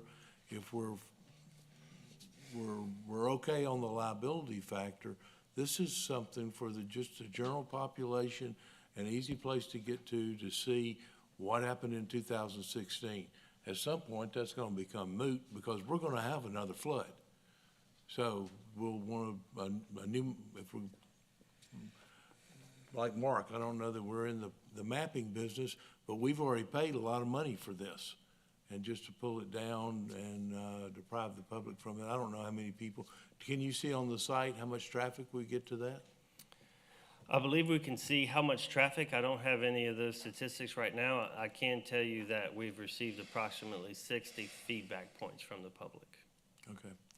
Well, it was, that was my comment. It was mainly for my concern, my interest with it was mainly for the public to be a public service so they could see, get an idea of what happened in 2016. Clint? Thing kicks on, there we go.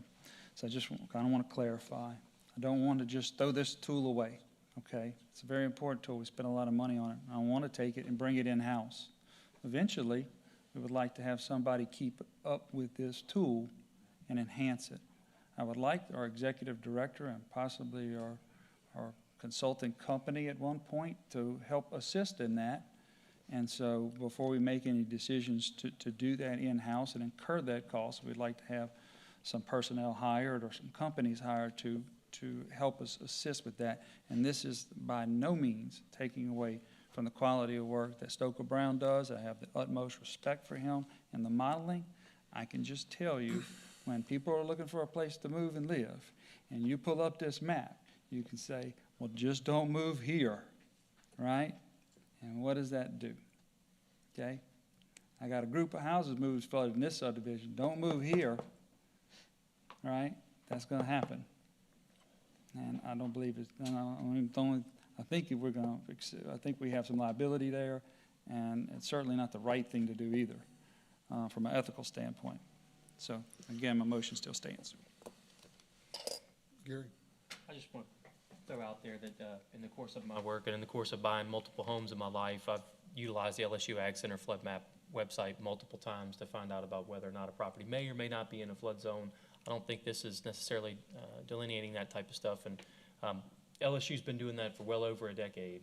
And I don't know what kind of potential issues they've run into from a liability standpoint or risk management standpoint, but they've been able to successfully navigate that process while providing a statewide interactive map that actually will show you elevations, flood zones, extents, that type of thing. It does not replace the flood insurance rate map from the FEMA Map Service Center, but it does provide an extremely robust amount of information that I think homeowners utilize all the time whenever they're making a decision regarding where to buy a house. And LSU, I don't think, has incurred any type of adverse. I think what LSU's doing is acting like a local clearinghouse, overlaying, kind of summarizing what FEMA has available where you don't have to navigate this whole plethora of FEMA maps to get you where you want to get. Yeah. More localized clearinghouse. So, Commissioner Quintmall, you clarify you had a motion? Yeah, still on the floor. I got a second too. Okay. Could you clarify your motion for us? Yes, at this juncture in time, I'd like to not approve this contract and also pull the site off of the web until we can do a full analysis of the impacts of what we're putting out there, since we know that it's not accurate, until we have a full representation, but to keep the product in-house as a useful tool in the future that we can consider and updating and improving through something from a different act in the future. And we have a second from Commissioner Harrell. Any more public comments? Is there any opposition? Hearing none? Bryn Ferlito, Commissioner Ferlito abstains from this. Hearing none? Motion's adopted.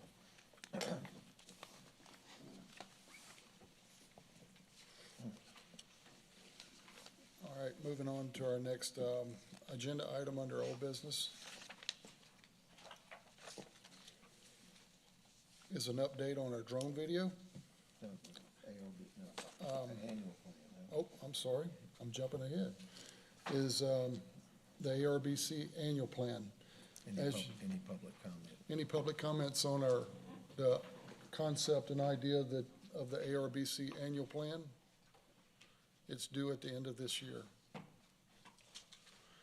Okay. So, You turn it over to Brent, to, Haas, and he's the one, that's this here. yeah. So what we've done so far is the intent for our annual plan is obviously, we're not gonna be able to do this in-house. We would like to, but if you've looked at annual plans, they have a nice table of contents, they have nice imagery and, maps, graphs, dollar figures, spreadsheets, so forth. So might have to turn it over to a contractor, through CPRA. And rather than having just an open-ended type of contract on what we want to do, get an annual plan, give us an annual plan, we've kind of drafted a working draft scope of services. Typical, basically what that would entail is just kind of develop a format for the annual plan, the cover letter and so forth. And, you know, you can read the handout that I gave you with the highlights. And everybody got this? So just take a look at this, and I think it's in our best interest to have kind of a draft scope of services before we go into a contract and award a contract to a contractor to do our annual plan. The only thing that scares me about this is that we've known about that we've had an annual plan that needs to be done, and I haven't got any feedback from anybody, not one board member. So, you know who drafted this? So, I welcome anybody, I encourage anybody, and I challenge anybody to come up with something better than this and expand upon this to where we can get this taken care of and meet our goals and objectives that's required by law. Get CPRA to comment. Brent, can you shed any comments on what your insight for this?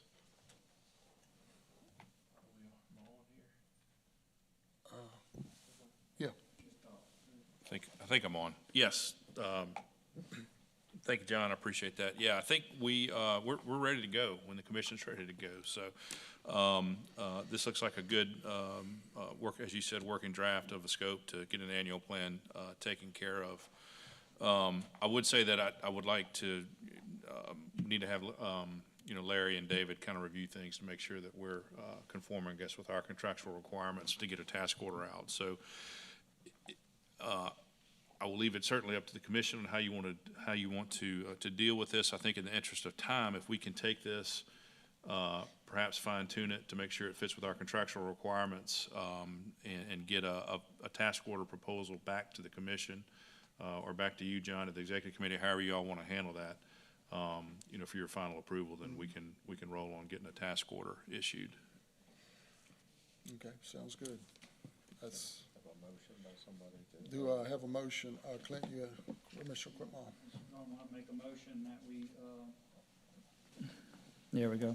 Just want to make a motion that we allow the executive committee to work with CPRA and adopting and approving the task of obtaining a annual master plan report.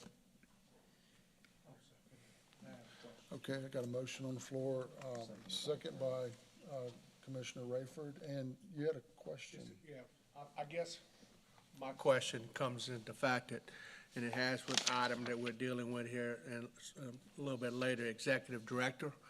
Because I also believe that if we're gonna have an annual plan, we gotta have a director that also knows and be involved in that process to look at some of the things that we're gonna wanna do as a commission. And I know we're getting ready to talk about it, but to me, I think it's also imperative to have that person on board as soon as possible to try to help get our comments, our concerns out, so we'll be able to try to address this in a timely fashion. And I don't disagree, we need to move forward, but at some point, I hate to be the person coming in on the back end and don't even know what we're looking at, what we're trying to accomplish, particularly from a director's standpoint.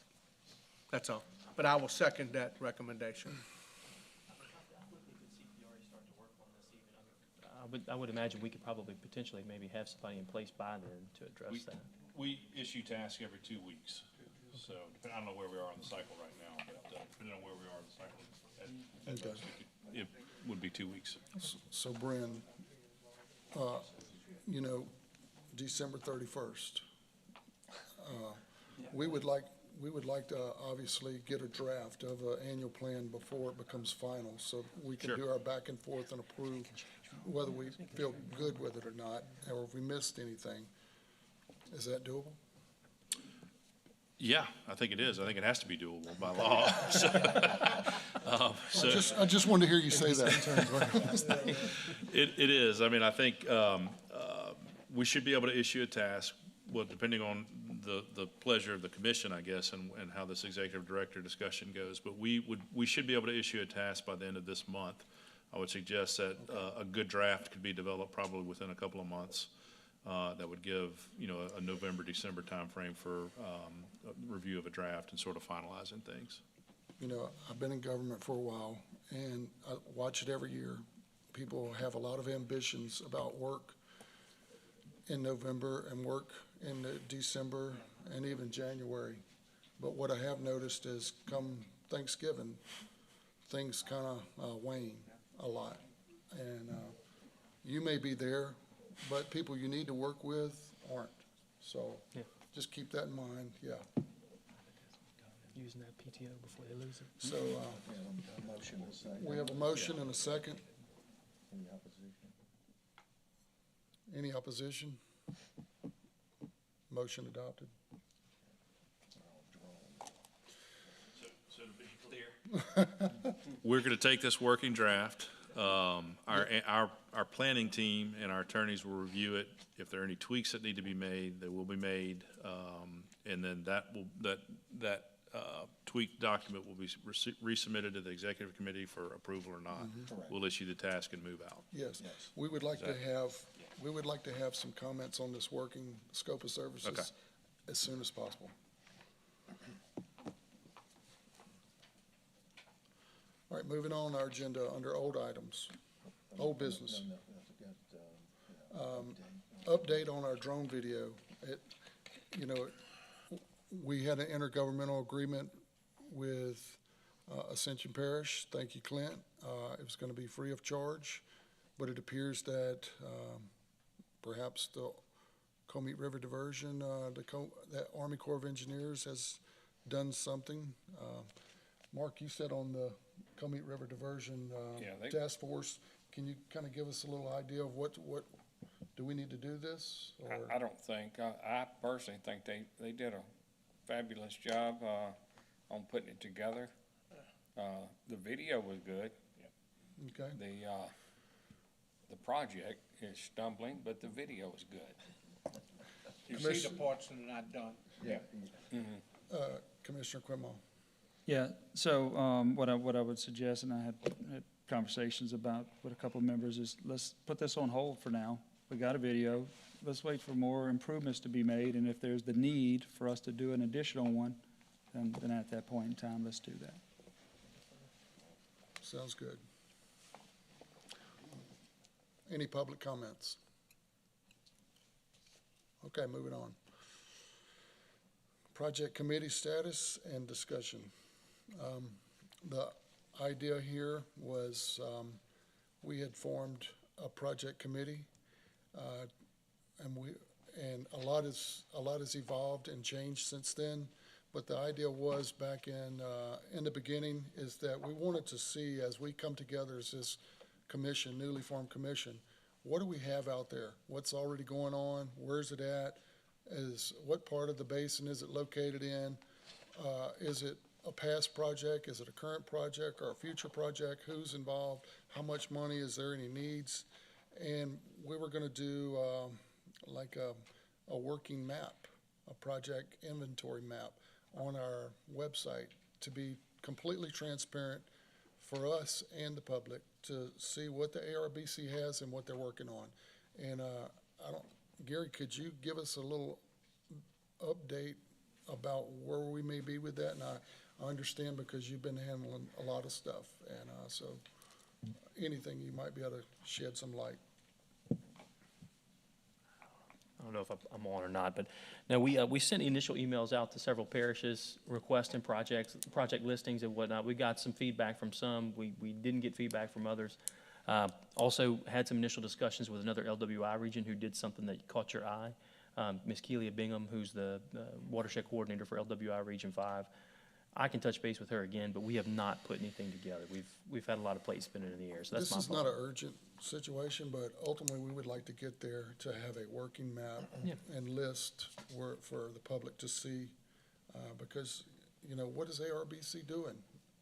You know, you could see real quick. We'll get into it forthwith. Okay. All right. Sir? May I make a comment? Yes, sir. Commissioner Harrell. Commissioner O'Neill, I'd just like to express my disappointment that you haven't gone forward with this. Thank you, though, so much. I'd like to second that, so. Thank you, buddy. All right. Yes, keep it light. Moving on the agenda, our next item is status of the ARBC Executive Director search. Gary? If we could, I'd like to make a motion for the ARBC to go into executive session to discuss that topic. We got a motion by Gary, second by Commissioner Harrell. So in order to do that, you have to have a full roll call. Commissioner. So we're going to add that to an item under 11, new business, as an executive session item, if so you get full. Motion to add executive session to. Larry, explain this. Okay. The motion first needs to be, because executive session is not on the agenda, there needs to be a motion for the board to add going into executive session to discuss personnel matters. That's the first motion, and if that's adopted, then you have to have a formal vote of going into executive session, and that has to be a roll call vote. Okay, so we have a motion by, we have a motion and we have a second. I would say, do we want to go ahead and finish everything else out before we just clear the room? That's up to the committee. I mean, it's just, Yeah, let's do that. in the famous words of another Let's do commissioner, to that. spare the public. Okay. Yes. Okay, so we'll save that to our last. All right, moving on. Setting ARBC meeting locations. Any public comment? Any public comments on our meeting locations or suggestions? Any discussion? So, I think we did EBR, we did Livingston, now in Ascension. Ascension, and I've already scheduled it, if y'all good with the state capitol, through the rest of the year. Okay, that sounds good. Any comments on that? Public comments? State capitol? Jay? Good. Okay. All right. State capitol. All right. Next item under old business is our Comey River Diversion Canal project status. It's attached to your. It's, you look in your agenda.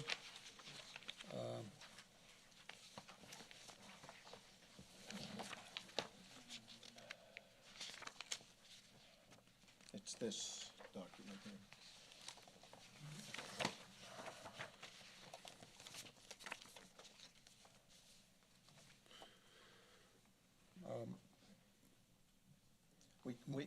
We continue to monitor the monthly meeting with the DOTD and John. Army Corps. And the Army Corps. John and I generally, it's a Zoom meeting. It's available for any of y'all. We've asked that you all been invited to participate in that regard. The main thing here lately is that there's been a hurdle with Florida Gas. It looks like there may be some movement in that regard, that where it didn't seem like there were any. Maybe.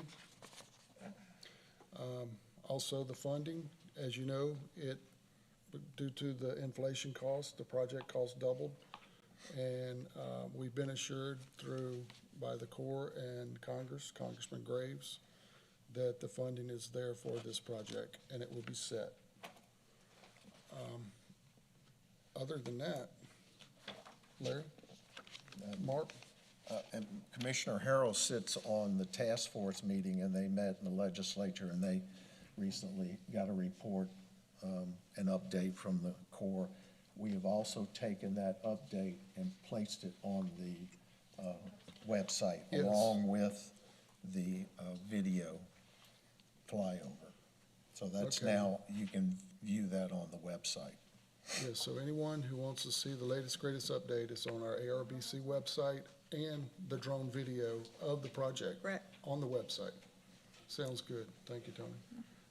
Commissioner Harrell. The only thing I'd like to add is, the date is going to the end of 25 now for possible completion. So when we started looking at negative impacts of projects around the region, whenever all of us started talking about doing projects, we took in consideration the Commit River diversion being complete. It's not gonna be complete anytime soon. So keep in mind that that will create a larger negative impact on Livingston Parish on just about any project in the region. We are the dumping ground for everyone. So I'm not saying that, anything other than that, just keep that in mind when we make decisions on projects. Okay, thank you. All right, any more comments? Okay, new business. Under new business, we have a Louisiana compliance questionnaire for audit 2022 through 2023. Yes. Larry? This is standard. We do this each year and provide this to our auditor, who is Diaz, Dupuy, and Ruiz. And this just answers certain questions. It hasn't changed over the years, and it gives information, but this has to have a motion and approval in order to provide this to the auditor. Okay, does anybody have any public comments on this compliance questionnaire? This was sent out a week ago. You've had a chance to look at it. Any comments? Do I have a motion? Do I have a motion? I'll make a motion. Motion by Commissioner Rayford. And second by Commissioner O'Neill. Any opposition? Motion adopted. Moving on, next item is hazard mitigation grant program opportunities. As y'all know, the Region 9 was awarded a little more money than other parts of the state. And we thought it would be a good idea just to let the parishes know, if you don't already know, and the public know, if you don't already know, what may be available out there to help you in regards to hazard mitigation. And Mr. Gary O'Neill is here to give a presentation and very good explanation of how this program might work for you. Gary O'Neill, Walker, Louisiana. We're going to go super quick because I know we have a whole lot more to talk about in executive session, but I did want to let y'all know, at the end of June, John sent out an email where he got communicated with GOSEP and Casey Tingle and Jeffrey Gearing, where each LWI region was awarded a certain amount of what's called HMGP funding. It is a federally funded but state-administered grant program for hazard mitigation. I think there's several, I would imagine all of our parishes up here are extremely familiar with it. Some of our consultants may be as well. But I did just want to go ahead and let you guys know that every LWI region got at least $1 million. Several LWI regions got $3.5 million. We were one of the regions that was blessed with $3.5 million, that higher amount. Just to let you know, it's available after any declared disaster. I believe this was due to Hurricane Ida funding. GOSEP gave us this funding, and I believe it is actually, there's typically a 25% cost share for HMGP, which means whatever project was out there, we're going to have to come up with 25 cents on the dollar. In this case, for Hurricane Ida, the cost share is waived according to Jeffrey and GOSEP. So this is, and for all intents and purposes, what you would call as close to free money as it gets when it comes to doing projects like this. You've got to be an eligible sub-applicant that participated in a hazard mitigation plan. I believe Jeffrey and GOSEP are going to work with us in regards to that. So whereas typically a parish would have to be the applicant, in this case, ARBC may actually be able to be the applicant in this case. But I think based on our project committee and which projects we select, if it's easier for a parish to do that, GOSEP will work with us. But again, I mentioned the cost share being waived. There is one bugaboo here, and that's going to be the benefit cost analysis. If you're not familiar with the benefit cost analysis, it is the black box of this grant program, and most people, when you use that, that term BCA, they want to use a four-letter acronym for it, but anyway, we won't get into that. That is not on the slides here, but that is a requirement. Whatever project that comes out of this authority or this commission will have to be cost-effective for the program. Also, phase projects are eligible as well. And what that means is if it's conceptual in nature, if there's not a lick of design, if there's not a lick of survey work done on it, we can still put it through the program and it will be funded. What kind of projects? Jeffrey's email indicated that you could do planning activities, you can do all sorts of funding, and you can look at the typical project types here. I will say that in the case of Region 9, having spoken with Jeffrey and having spoken with most of y'all, we've got plenty of planning work on our plate, so to speak. CPRA is assisting us with both an annual plan and a master plan. I would strenuously suggest to the commission that we try to actually find a flood risk reduction project. I'm sure we've got a couple laying between the couch cushions amongst the parishes that are here.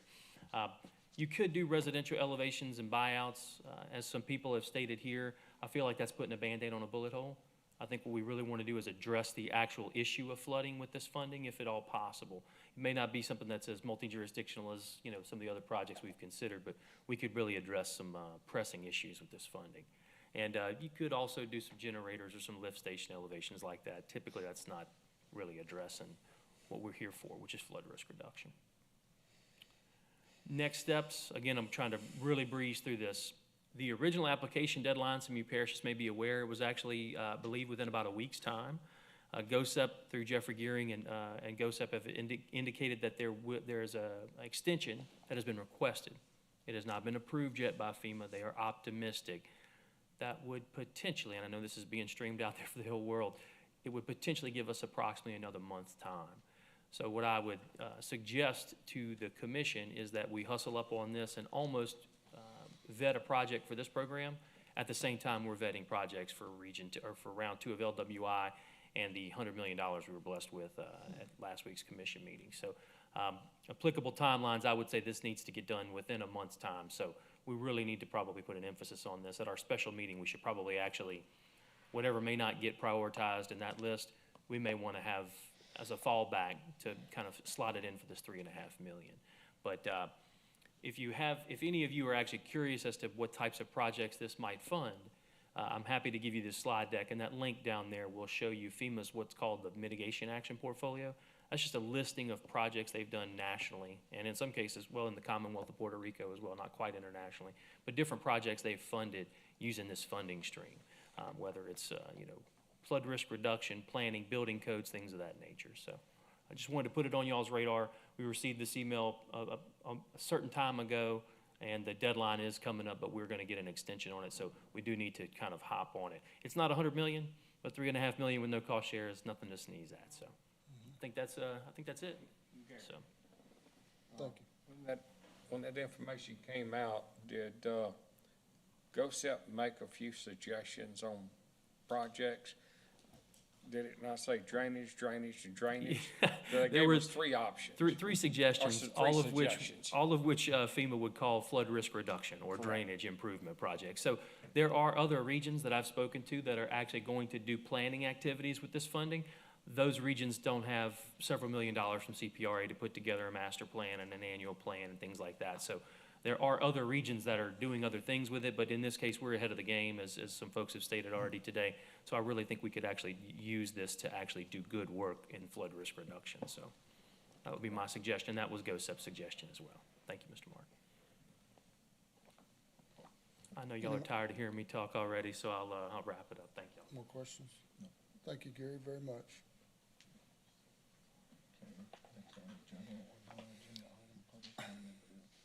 Next item on our agenda is general, non-agenda items, public comment period. Any public comments? Anybody like to tell any ARBC anything on their minds or suggestions or recommendations of how better run this board? Now we have a motion by, Okay, to add executive session. okay. Yeah. We have a motion on the floor to add to the agenda, executive session concerning the selection of the executive director. That has to be done, without objection. So if there's any objection to it, we can't add it. Is there a second to that? You get second. Yeah, all right, we have a second, yeah. Is there any opposite, I guess? Yeah, is there any opposition to what Larry just recommended? No, not to add it, but there has to be, now, if there's no opposition to that, there has to be a motion to go into executive session concerning personnel matters, and that has to be a roll call vote. So we had no opposition to the motion and adding in the second. And now we have a motion by Commissioner Parker and second by Commissioner Harrell to go into executive session. Tony, can I get a roll call?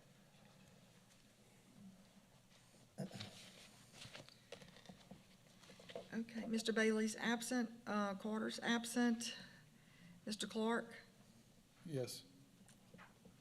Quintmall? Yes. Weber?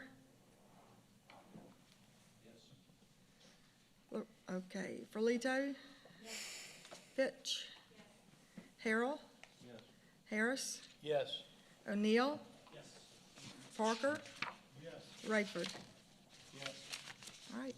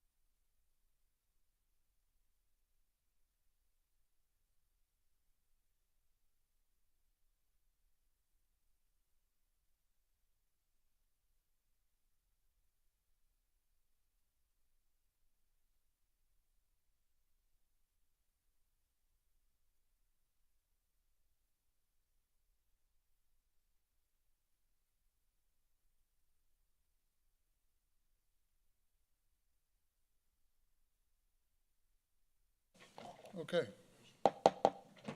All right, we're back out of executive session. And do we have a motion on the floor?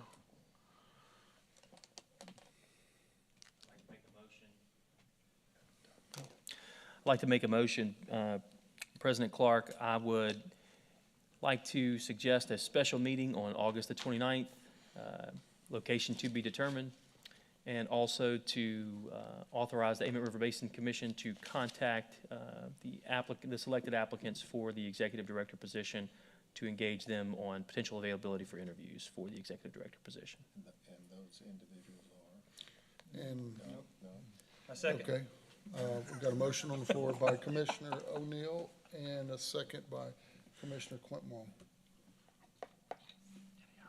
Any opposition? Do we have to take a roll call, or this is just a? Any opposition? Okay, hearing no opposition, motion adopted. Like to make a motion? Make a motion to, Make a motion, we go into executive session briefly to discuss the ranking of projects. okay, got a motion on the floor by Commissioner Quintmore To add that. to add that to item two. The agenda. It's already on, it's actually on the agenda, so Yes. it's just really going into reconsidering the actions in reference to project, LWI round two information, so, Okay, yeah, that has to be a roll call. okay, got a second by Commissioner Parker. Roll call, Tony? I put it all away. Hold on one second. Okay, Okay, it's all right, I got it. Bailey is absent, Carter's absent, Clark, yes. Whitmore?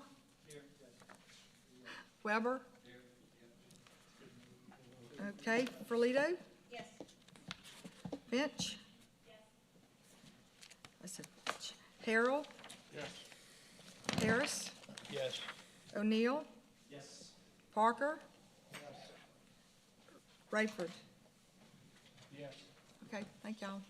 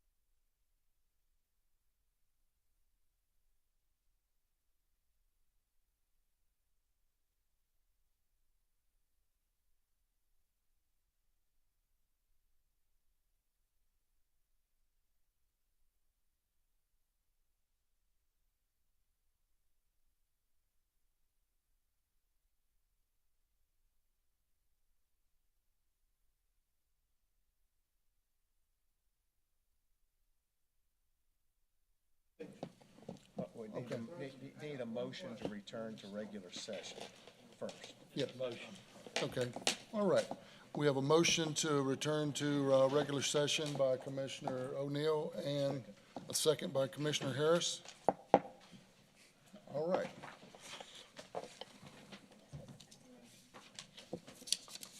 So do we have any public comments? Thank you all for attending. Sorry the meeting took so long, but we got a lot of great things done. I think every board member should be proud of what you've achieved today. And stay tuned. A motion to adjourn? Motion to adjourn by Commissioner Quinmore, second by Commissioner Harrell. Any opposition?